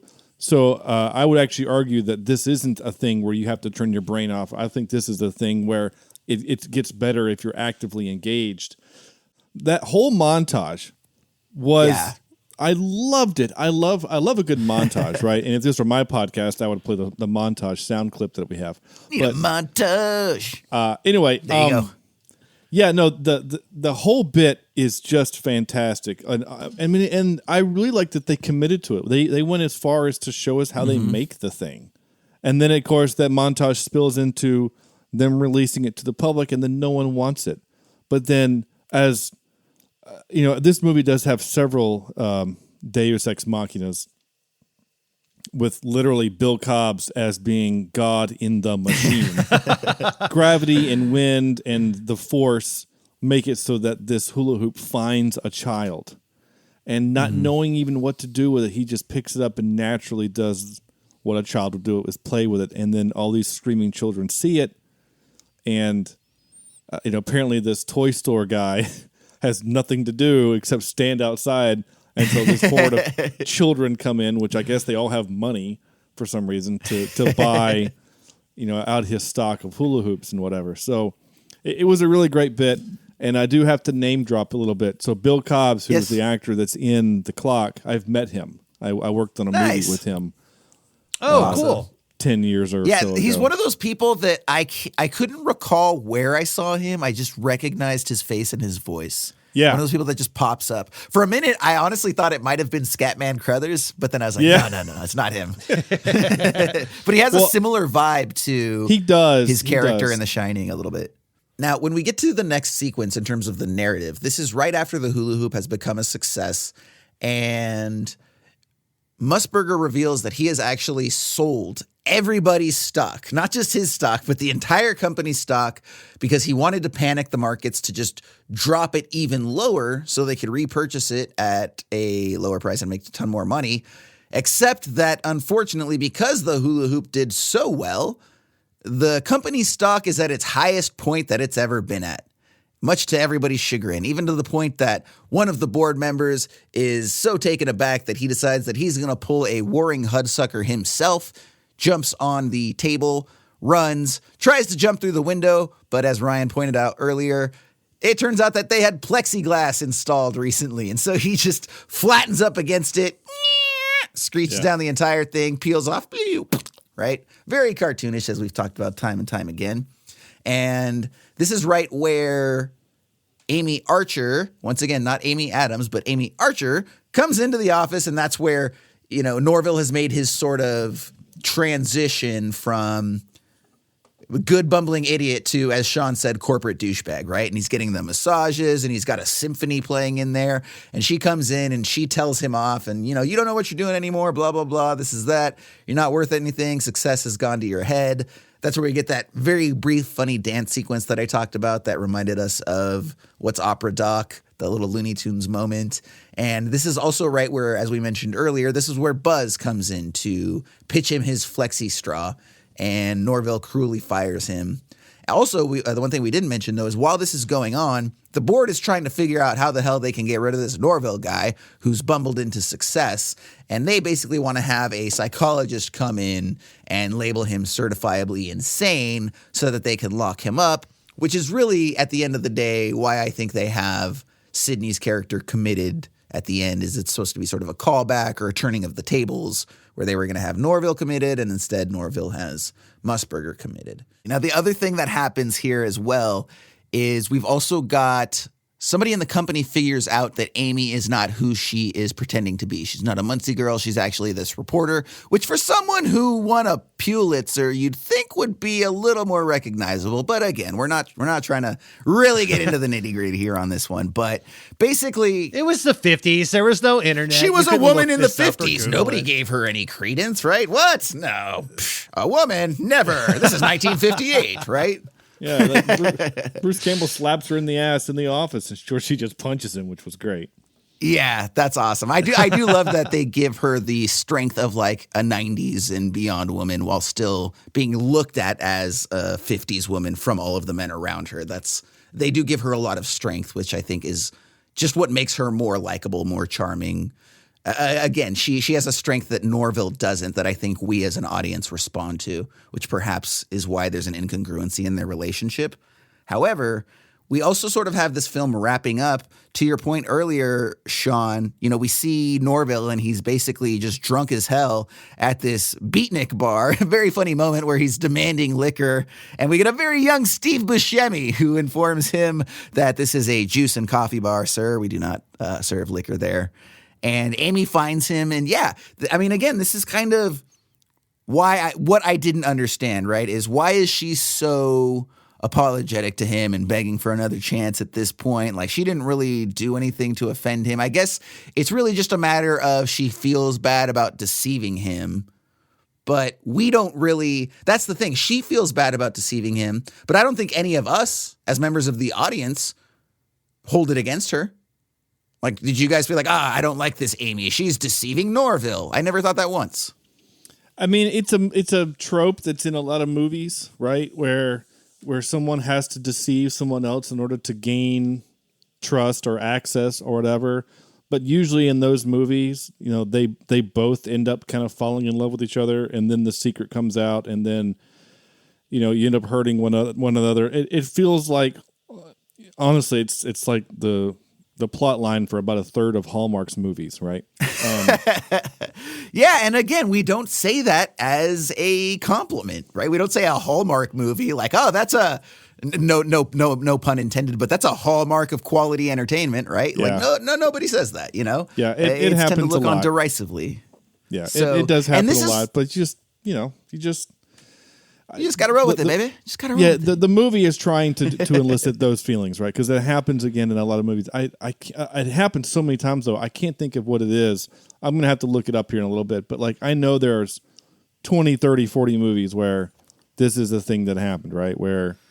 Even teen dramas, right? Like 10 Things I Hate About You. Like, the whole purpose of Julia Stiles and Heath Ledger was because of a bet, or not because they were paying him. right? Yeah. But then they actually do fall in love, and she finds out, then she gets mad, then he has to do the grand gesture, and then whatever. As seen in like every sitcom from 1976 to 1999, pretty much, right? And also in the infamous She's All That, same exact storyline. Yeah. Same storyline, yeah. So real quick, I want to jump in here because I think this is kind of a common. So to me, I'll ask you, Jason. You've asked us a lot of questions. I'll kind of toss this back to you. Do you think that the things that you're saying about this film, or some of the issues that you're taking with this film, not that you didn't like it, but just if we're going to pick it apart and have issues with things, and look at the underbelly of this movie, as we do. Do you think that applies to other Coen Brothers films? Because to me, I think that one of the Coen Brothers' biggest faults is that they make their villains so lovable that you never really root against anyone. Yeah. So you're always there's never really a moment where I'm rooting against, John Goodman as Walter in The Big Lebowski, or Steve Buscemi in Fargo. Yeah. I mean, Peter Stormare in Fargo, like those are bad dudes. They put a dude in a wood chipper. They're murdering guys. And they've set up an innocent Rube and Bill Macy and all of these things, but you're still like along for the ride. And then, going back to what you were saying earlier, about it being all style and no humanity. I mean, I think that kind of plays. I mean, do you feel like Jeff Bridges has a huge character arc in The Big Lebowski? Do you think he was set up as a hero archetype or a good dude? He was kind of a schlub he was a passive protagonist, like we talked about too, right? Like, I think that maybe just, unfortunately, the Coen Brothers deal. Like, they kind of just do that in a lot of ways. Like, you never really root for or against a lot of their characters. You're just kind of along for this crazy, whimsical ride.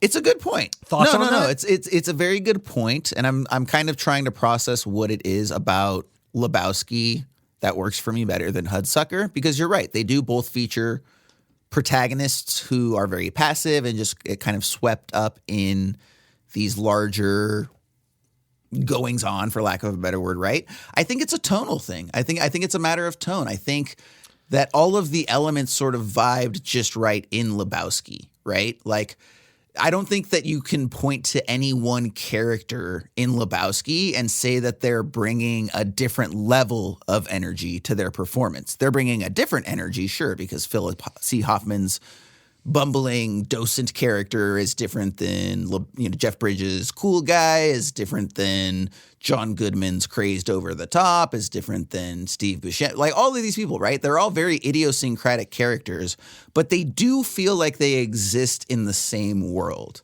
I think that's probably what I'm responding to. And I do think that You don't think these characters do in Hudsucker? No, not really. I think that, like I said, I think that they're a little all over the place. I think that, and I have to say this as well. We haven't touched on this. I've talked before on this show about how there's a very big difference between character and acting, right?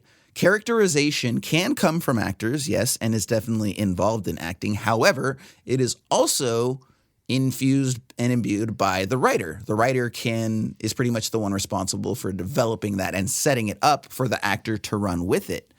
I admittedly think this film works much better without Tim Robbins. Here's the thing about Tim Robbins, and perhaps it's one of these issues that's unfortunate because it is sort of tethered to his public persona, and I don't always like to make that comparison, but Tim Robbins is a really smart dude, and he has a very distinctive energy that is very serious. It's what makes him great as Andy Dufresne in Shawshank Redemption, right? When he's getting grilled up on the stand and they're like, well, isn't it pretty convenient that the gun is missing? And he's like, no, it's decidedly inconvenient because I'm innocent of this crime, right? He's always been these very sort of strong, intelligent characters. And I think that this film is why we don't see him. Like, I think he's trying to be Jerry Lewis, but I think he's so not Jerry Lewis that it just kind of comes across as, I hate to use the word inauthentic because none of these characters are real, but I think that he is an inauthentic cartoon character, so to speak. I think that Maybe you don't go full Jim Carrey, but interestingly, I think the perfect Norville is actually in this film, and it's Bruce Campbell.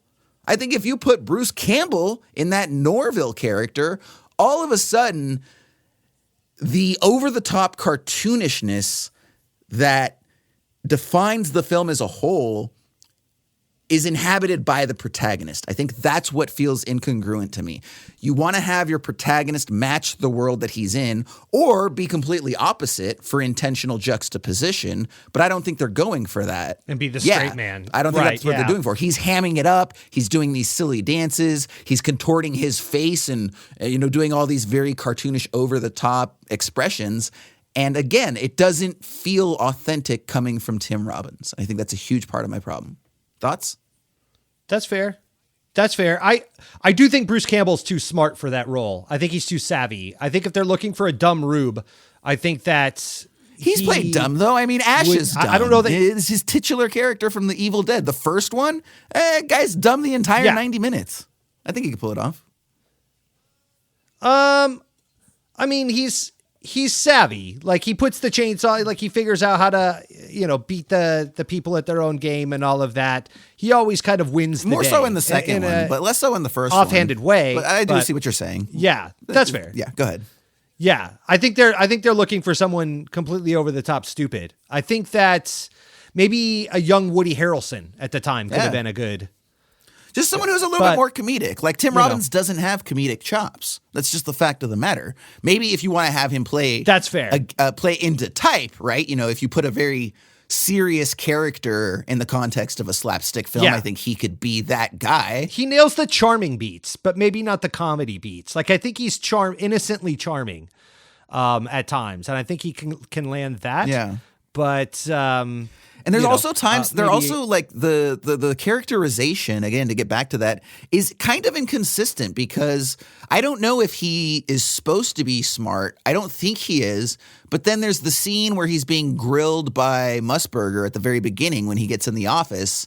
And he's like, hey, you're an idiot, right? And he's like, no, I'm not an idiot. And he's like, no, you're an idiot. You'd be perfect. And he's like, no, I graduated top of my class. And he's like, yeah, but it was like a bad school, right? He's like, no, it's this. And he's like, okay, but surely, you failed all your classes. He's like, no, I graduated top of my class. And then he's like, get the hell out of here. You're too smart.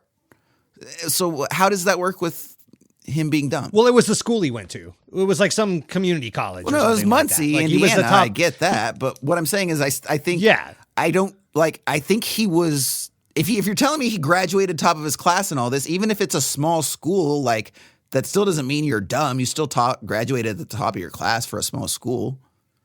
In Palookaville, Indiana, he's king shit of fuck mountain, basically is what they're saying.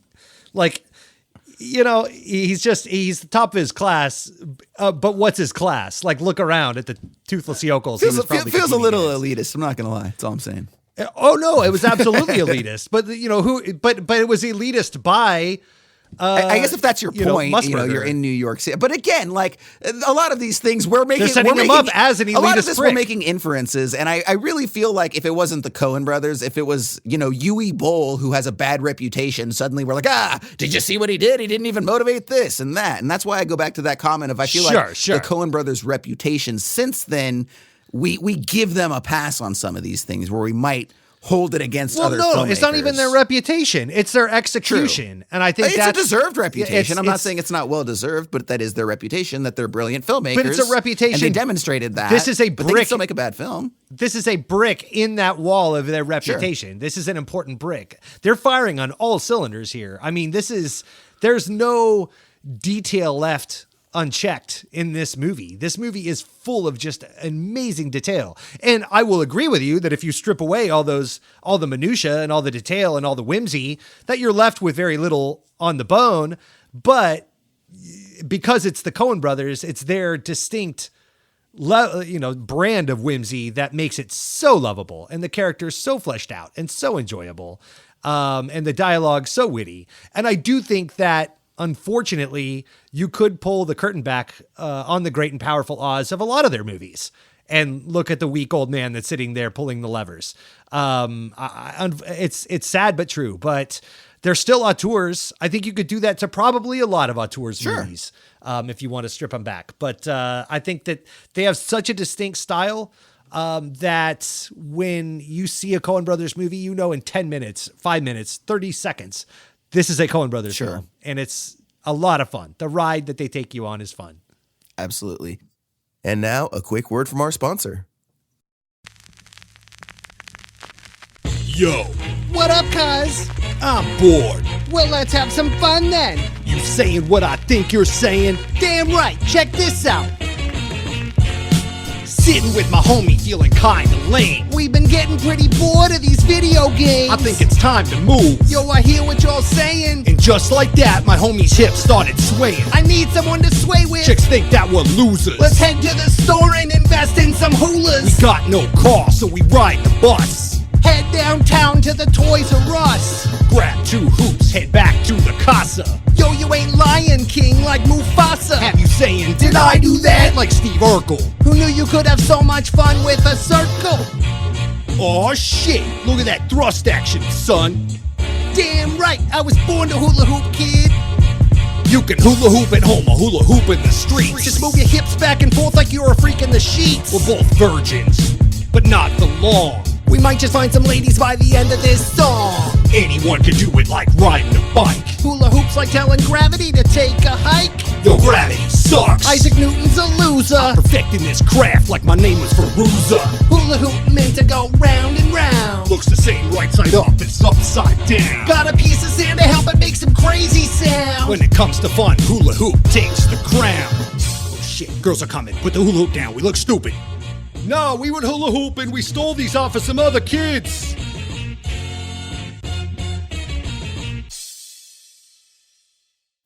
And now back to the show.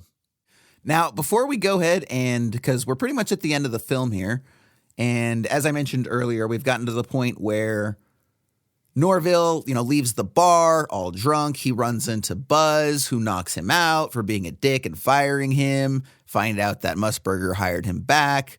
They went ahead and greenlit this flexi straw idea. It's a big hit. Mob chases him all the way to the Hudsucker building. He goes up to the top, finds his mailroom apron inside, puts it back on, and what I assume is a gesture of humility, steps out onto the ledge of Hudsucker Industries at the top of the building, and then does indeed proceed to jump. Now, before we get to the final sequence that wraps everything up, the one thing that we really haven't mentioned is the score. Now, the one thing I will say about this is I think that... I'm glad you brought this up. I think that if you're going to say that this film succeeds, and I do think this film succeeds, by the way. I think that I have maybe a few more criticisms than you guys do. But the score absolutely is integral to the execution of this film. So much of the old 1950s aesthetic that we think of is defined by the music largely, but especially the quality of the voices, right? Whether it's just the style of acting and delivery at the time, whether it is closely matched to the technical qualities that some of the equipment at the time may have communicated, right? Just sounds different on a 1950s mic than it does on a 2020 mic.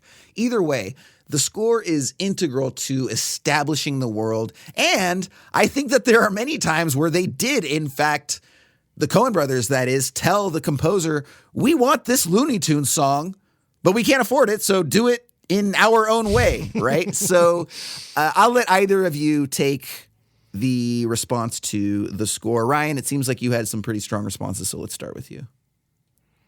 Well, I'll tee it up and pass it to Shawn, but this is done by Carter Burwell, who has done all their movies all the way back to Blood Simple, their very first film. He's been with them through the duration. He's even done the Tragedy of Macbeth that was done by one of the two Coens. I forget which one. Yeah. So he's done everything for them, and every movie has its own feel. They've covered homages to a lot of genres. So, kudos to him, man. This one in particular, I don't know if you guys picked up on it, but there's a lot of like opera, like chanting or like women singing and stuff in the background. I do feel like that I've noticed that in other Coen Brothers films. It may be something that I haven't noticed directly, but it's very operatic and very theatrical. It makes it feel like a over-the-top Broadway play or something along those lines. And it gives credence to some of the more fantastical moments because it feels almost otherworldly sometimes, how over the top the score can be. But then, sometimes it can be whimsical. I know that we talked about the hula hoop scene that actually was from a ballet. The song is called Saber Dance. It's a very recognizable song we've heard a million times in both cartoons and movies alike. If you go look up Saber Dance by Aram, I can't pronounce his last name. You'll see what I'm talking about. But this is Carter Burwell firing on all cylinders. Nice. All I'll say to the music is that it is a great score. As far as like them interweaving the music from those cartoons, whatever, that's all public domain. I mean, they could just do it themselves if they wanted to. It kind of gave me honestly a not Sam Raimi, a Tarantino vibe, because Tarantino loves to use cheap licensed music instead of just having scores. And so it kind of there was a lot of that time where I'm like, oh, hey, I recognize that. Oh, I recognize that. It's funny. It reminded me, quick story, that I went to a college football game last weekend, and they played a piece of music from the Jupiter Suite from Holt's Planets. And my son, who's 10, and my daughter, who's 6, hear this piece and go, hey, that's from Bluey. So when we were kids growing up, because we're all roughly the same age, we heard classical music from Bugs Bunny cartoons and whatever. Bugs Bunny goes and plays, and the piano has all this shenanigans, whatever. Like, we heard a lot of this classical music, so that when we got a little bit older and we heard it in context of what it's supposed to go, we were like, oh, that's Beethoven's Ninth. That's what that's called, or that's Mozart's Handel, or what I'm saying, like not a thing, Mozart's whatever. So my point is that Bluey is now taking up that mantle, which is funny. But no, the music was great. I really enjoyed the score of this as a music major, a musician myself. For me, usually the score is either going to elevate a movie or do nothing for it. I mean, unless the music is bad, but usually if you're making a major motion picture, you're not making bad music.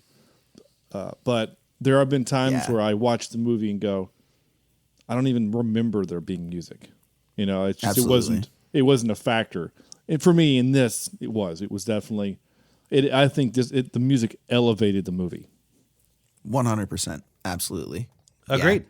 Now we get to our final sequence, and I do have to admit, there's a lot of examples where this film totally works for me. And I think what's interesting, I think that if you really break it down, one of the main issues that I have is it feels like almost at times the story and the script are really just devices to get to visual sequences that the brothers want to do, right?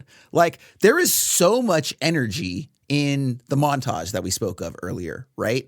Where the hula hoop is getting approved and produced and manufactured and fails and then succeeds. Like, there is so much energy in that sequence. You could tell that the Coen brothers were just like, this is why we're doing this movie, so we can make this here.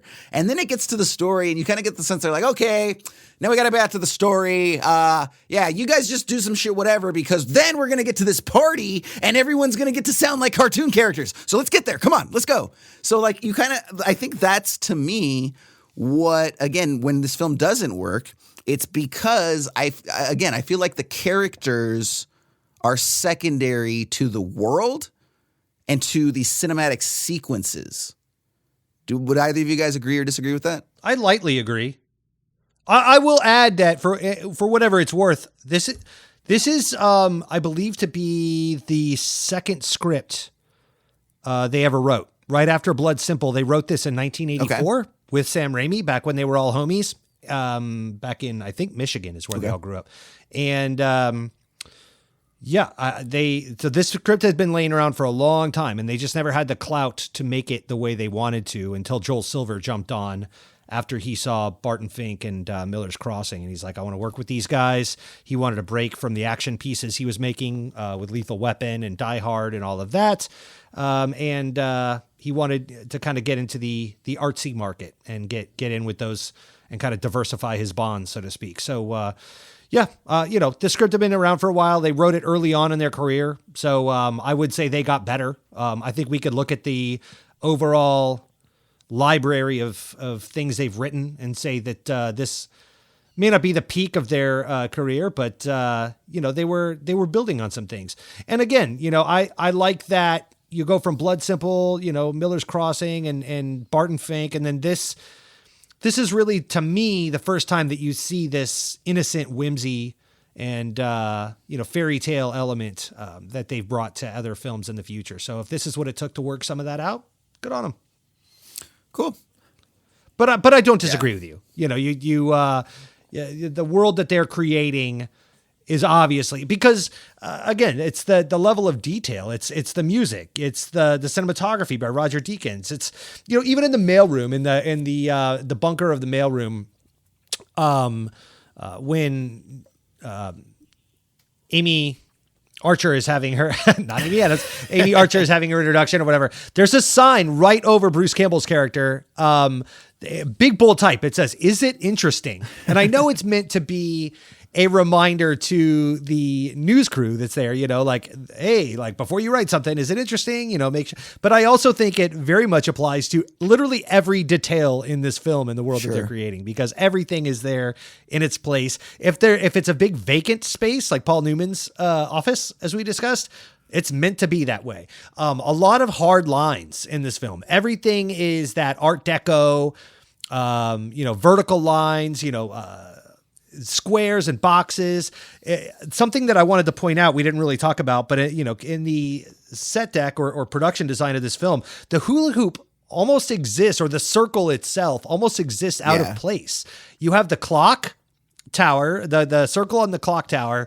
You have the circle coffee ring in the beginning, that when he lifts up his coffee mug, the job at Hudsucker Industries is circled. The hula hoop that he keeps showing around, the flexi straw. And then the very last shot, anytime with the frisbee. they use a rounded edge, and the frisbee, absolutely, yep. Anytime you see a circle in this film, it's very intentional. But everything is the desk that leads up to the windows. Everything is very hard lines. They really accentuate these hard lines, and so all that to say, the detail of the world building, taking this conversation back full circle, I agree with you, was very important, and every detail was every T was crossed and I was dotted, as they say. But the characters were fleshed out, but maybe not the way you wanted to see in the means of like story arc, character arcs and stuff like that. Sure. And then we also see one other final circle before the film is over, and that is the halo on Mr. Hudsucker in this final scene, where Norville actually slips on the ledge and he ends up falling down. And as he's getting closer and closer to the ground, all of a sudden he freezes midair, not too far from the ground. And again, in a very, very cartoonish detail, we find that Moses, the clock tower maintenance man, has jammed a stick in the gears, which has then frozen time. And so Mr. Norville is, well, I don't know if he's standing, falling, etc., but either way, he's in the middle of the air when Warring Hudsucker, the angel, that is, of Warring Hudsucker, descends from the sky with this little swirling halo that's clearly a practical effect that I couldn't get enough of. I thought it was just wonderful. And again, just, it's very like Looney Tunes, Bugs Bunny, the spirit of the character floating down from the heavens, playing a harp, and has his little spinning halo, and basically has a little... No, I mean, he might as well have been chewing a carrot saying, what's up, Doc? As he was falling, freeze frame. Absolutely. And he reveals to Norville that he actually never delivered that letter, that blue letter, to Musburger. And so he asks him to go ahead and crack it open. Norville does, and it explains that Hudsucker is leaving controlling interest in all of the stock to whomsoever is named the next president of Hudsucker Industries. It would, of course, be assumed at the time of his passing that would have been Musburger. However, because of this lacking piece of information, we now understand that all of the shares were in fact transferred to Mr. Norville. That's right, our protagonist. And the last minute he goes ahead and I think there's like, I forget if it's where the clock tower kind of like breaks the stick, but then there's like the dentures. There's somebody's dentures, right, that are holding it in place right before he actually hits the ground. I forget whose dentures those were. I don't even know where they came from. It's the guy that kept scraping the names off the windows, off the glass and stuff. That bald guy that kept, he was set up as this ominous character all throughout. And then he finally, the plan and payoff is that, I don't know, Shawn, what did you think about that? Was that like, was he set up as like reality versus fantasy or something? It was a good versus evil fight. Or do you think there was any significance in that character or that standoff between our Moses character and whoever that was out to right the wrongs of time? I don't know. I know that some of the other Coen Brothers movies, they always have a character that basically is Satan. The marshal guy that's out chasing George Clooney there with the shades at the end of the movie when they finally capture him. Like he's the devil, right? He's the devil. Yeah. So is Anton that what Chigurh from No Country for Old Men. Yeah. So like, is he? Yeah. A Faustian character. Yeah. So is that what he is in this role? Like all he does is like he scrapes the names off the thing, off the whatever. Like he's.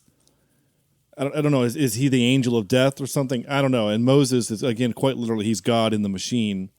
So they have a weird fist fight of two old men, and he gets his dentures knocked out, and so he Bill Cobbs uses his dentures to stop the clock again, which again is weird. Like the clock stops for Tim Robbins, sort of. Gravity stops, but not him. And then Paul Newman is frozen, but these two guys are still whatever. That's what makes they exist out of time, right. Which makes me think like he is as supernatural as is Bill Cobbs, right? Because Bill Cobbs is I think. I mean, coming from at it from a religious metaphor standpoint, like what you're presenting, it's almost like as he's scraping the names off the glass each time one of these people dies, it's like he's removing them from the earth, right? Or removing their names from the book of life or something along those lines. Yeah, that makes sense. If you want to look at it from a metaphorical standpoint, yeah. Sort of the angel of death thing, like you mentioned. That does make sense. I do appreciate that. And, of course, by the time the dentures get smashed up, Norville is so close to the ground that he actually doesn't encounter any damage whatsoever. With his newfound fortune, he goes running off. And like I said, they're able to have Musburger committed, and we get the final shot of Norville still in charge, and he has created the Frisbee. He throws it out the window, and the film comes to an end. And that has been the Hudsucker Proxy. So, obviously, a lot to appreciate about this film, while acknowledging that it is a film that is made for certain types of viewers. Now, for kids.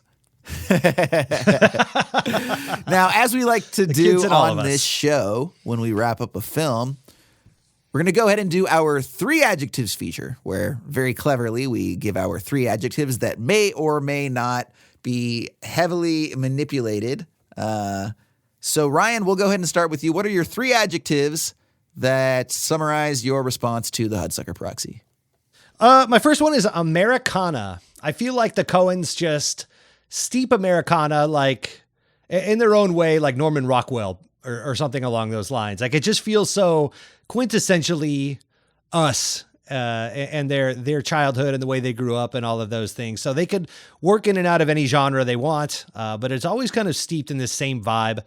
And this one in particular just felt like an old tweed suitcase, like all the browns and sepia tones that Deakins was working with. I feel like all their films kind of feel that way, but this one in particular, by the time you get the hula hoop is really the only saturated color in this whole film. Point. Everything else is all shades of brown and tweed.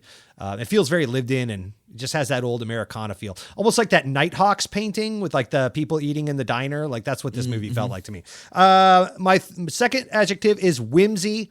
As always, I think the Coen brothers just play in a whimsical world where anything can happen. It's hyper realism. I love it. It's that's where the Bugs Bunny stuff comes from. It's all that feeling of whimsy and anything could happen at any given moment. You never really need an explanation. And I think I've used that word throughout this podcast as well. So my last one is feast. I feel like there's a lot in this movie, a lot that we didn't talk about, things we touched on briefly. For the sake of time, we couldn't really get to all of them, or I mean, you could have a whole podcast just about Deacon cinematography. You could talk about just the set decoration or production design or the acting or the music, but everything was such a feast. Everybody was just like firing on all cylinders. You could talk, I mean, obviously the downside is in fact the character arcs or some of the bones way down deep under all the fluff, but holy crap, the fluff, like it's so much wonderful fluff. I love the fluff. And from the mailroom scene to, every little bit of dialogue to all the little details, like everybody's doing something at all times. Yeah. And you could freeze frame this movie and like, it could be like one of those highlights things where you have to circle like the 20 things that you find in every frame of this movie. I just feel like there's so much going on. This movie was a feast. How about you guys? Shawn, what you got? My three, I'm just going to kind of hit them all three at one time. Crazy, because everything in this movie is kind of ridiculous and crazy. Tropey, this movie has a lot of tropes. I mean, it feels like if you go to tvtropes.com, you would find everyone in this movie at some point. And then my last one is cartoony. Yeah. For obvious reasons, right? For all the reasons we said. Yeah. Yep. And so that's funny that that's your last one because that's actually my first one. You've heard me refer to it this way the entire review here. Yeah, cartoonish is just a perfect way to describe this film. The other thing that I didn't really mention is that, I mean, we kind of mentioned it indirectly, but just didn't specifically call out that this is a very plot-heavy film. I was very surprised as I was going through and I was building out the notes for the episode and everything, how many story points there were, and I think that's kind of one of those aspects we talk about, right? Like the pie chart, right? Every film has a pie chart. Where did all of your resources go? Did you put most of your resources into the cinematography so the writing fails, or did you balance everything out equivalently, right? There's so many different ways. I usually like to use the analogy of like an RPG character creator, right? If you're Aaron Sorkin, you're putting like 3/4 of your points into screenplay. Whereas if you're maybe Ken Russell, you're doing the same with your visuals, right? But this is a very plot-heavy film. It's very narratively driven, but unfortunately, the way that I look at it, it does come at the expense of some of that character development and the character arcs, as we spoke of. And then my third adjective is inconsistent, for many different reasons that we talked about, just from the acting, right? How there's not necessarily always a consistent through line with the energy, the sort of disparate nature of the effort that's put into some of the visual sequences and not put into maybe some of the character or screenplay elements. So I still very much enjoyed it, but I did find it to be inconsistent at times. So cartoonish, plot heavy, and inconsistent. That summarizes my response with Hudsucker Proxy. By the way, almost no hyphenating on today from 3 of us. So for 9 adjectives, only 1 brief hyphen in plot heavy. That's got to be some sort of record for us. All bringing us to our final formal ratings. So if this is your first time listening to us, thanks so much. We do a little bit different grade rating system. Ryan likes to use the traditional grade, A+ through F. I like to use star ratings, 1 through 5.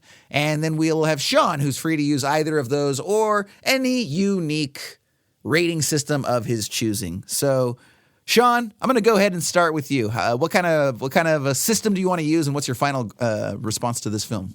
Well, with my podcast, we always do an out of 10, a score from 0 to 10. Okay. And though usually I do some kind of ridiculous decimal system, because when you have over 400 episodes, you have to have some way of differentiating between a 7 point. That's a problem I wouldn't have even thought about. You have to have a differentiate between a 7.53 and a 7.54. Something gave it the extra. And this is not the case. So I just gave this movie an 8 Bruce Campbells out of 10. Nice. I like it. Love it. Ryan, what you got? I'm giving this one an A-. I really love this movie. Nice. It's not their best. It's not the best movie I've ever seen, But holy crap, is it fun. And it's one of those movies, too, that I think you could recommend to almost anybody. I think that anybody could watch this at face value and enjoy it. You don't have to know who the Coens are. You don't have to like a certain genre of movie. It's just a playful, whimsical, fun movie. You could just put it on any time of year. Your Graham could watch it. Your kids can watch it. There's nothing really crass about it. It's pretty censored down for a Coen Brothers film. It's maybe their tamest ever. Yeah, I love this movie. A-. How about you, bud? Nice. So I'm going to give this one a formal 3.5 out of 5 stars. Okay. I did enjoy this film. It's a good film. It was a film that, so funny thing, Shawn, it's kind of funny that you talked about how you'd seen this film several times without really knowing it. I had actually knowingly seen this film probably as many times, if not more. But there's a very good chance that this is the first time that I ever sat down and watched it beginning to end. Now, I don't know if you guys have films like this. I'm sure that you do. I know other people do, where whatever, channels you used to watch growing up, right? Like we had stolen cable, so we had like HBO and things like that, And this was one of those films where I'm sure because it was super cheap to license because it bombed so hard, it was on all the time. And I would never actually sit down and knowingly watch it. I think because I was younger and I wasn't attracted to a 1950s sensibility or aesthetic.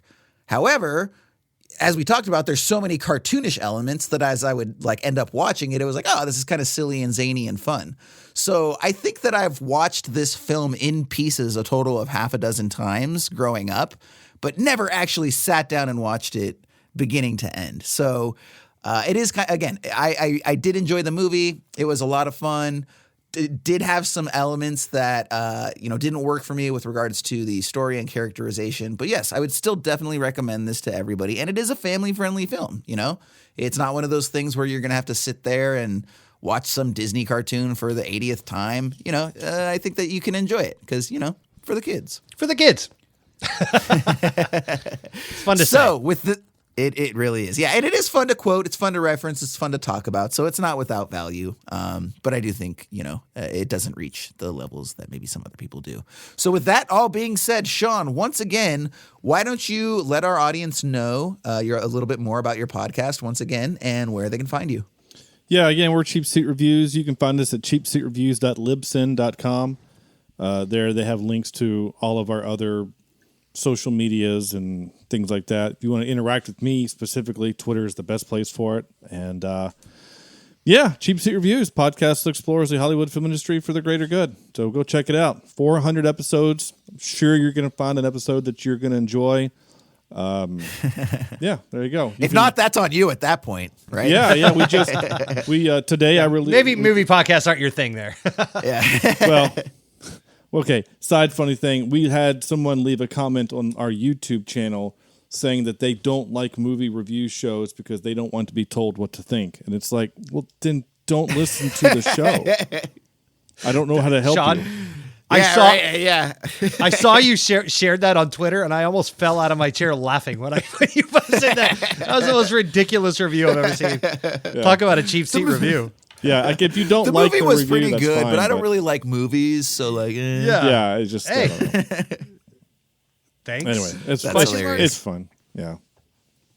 Oh well. Yeah, people out there are kind of nuts, but we've got an awesome audience. I know you have an awesome audience. So to everyone listening, week in and week out, we do appreciate y'all. And one of the things that I will say for us is same. Twitter is probably easiest and best way to get a hold of us. At Esoterica Cinema. We're also on the Instagram at Esoterica Cinema. That's another great way to engage with us. And of course, we do have the website. Website is looking great these days. We've done a refresh. We've got the web player there. We've got either full movies, like when we did Assault on Precinct 13 not too long ago, we were able to find the actual feed and put that up on the website so that anybody could watch it in HD absolutely free. And then, of course, we have our master list with all 200 films for this season that we choose from each and every episode right here on Esoterica Cinema. And Shawn, when we have guests, what we like to do is actually throw to you and have you basically pull the number for us. It could either just be a random number 1 through 200. You can sort of use any sort of, system you might like to use, add this number, that number, whatever system. I just need a number 1 through 200. What you got for me? Let's see. How about I just got an alert on my phone, a push notification that Clemson and Wake Forest are at 38 and 38, tied going into overtime. So that math, that's 60, 76? 76. 76 will be our number. Okay, so that comes to, 76. 76. So, for everyone playing along at home, go ahead and go to the website, go to the second page towards the top, 76. You will find that it is not the film right above it at 75, which is a fun one, Kung Fu Hustle. Ryan, I know that's like 2 of our favorites, man. Love that film. Any chance we get to talk about that one is always good. And it is not the film right below it, number 77, which is L.A. Confidential. Great Curtis Hanson film, launched a lot of careers. That's a fun Guy one. Pearson there, Danny DeVito. Yeah, we did that one Kevin a while ago. Spacey That's when great. it was still cool to like him. Bunch of other people. No, we are doing number 76, the film. I'm probably going to butcher the pronunciation. Might butcher the pronunciation. L'Avventura. Ryan, you got a description for us. Maybe it's L'Avventura. I don't know, but either way, what you got for us? This is by Antonioni, Mr. Michelangelo Antonioni. Google has this summarized as 2 lovely young women, Claudia and Anna, join the latter's lover, Sandro, on a boat trip to a remote volcanic island.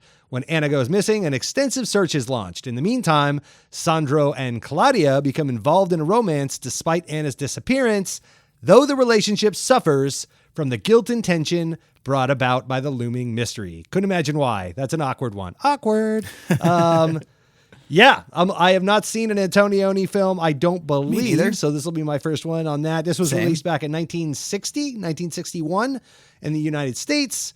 So, let's get into it. This is on a lot of must-see lists. Like a lot of you must see before you die kind of things. So, excited to finally get to this one. Definitely. It'll be my first Antonioni film as well, so very much looking forward to that. I think his other most famous film is probably The Passenger with Jack Nicholson. Either way, very much looking forward to this. So for everyone listening, thanks so much for joining us here today. Shawn, it was great to have you on, man. Loved that. We're really looking forward to do something again with you sometime. And to everyone else, go ahead and be sure to watch L'Avventura, or maybe it's L.A. Ventura. That might be a good pronunciation. Either way, L'Avventura ahead of our next episode, and we will see you in 2 weeks for another full-length review right here on Esoterica Cinema.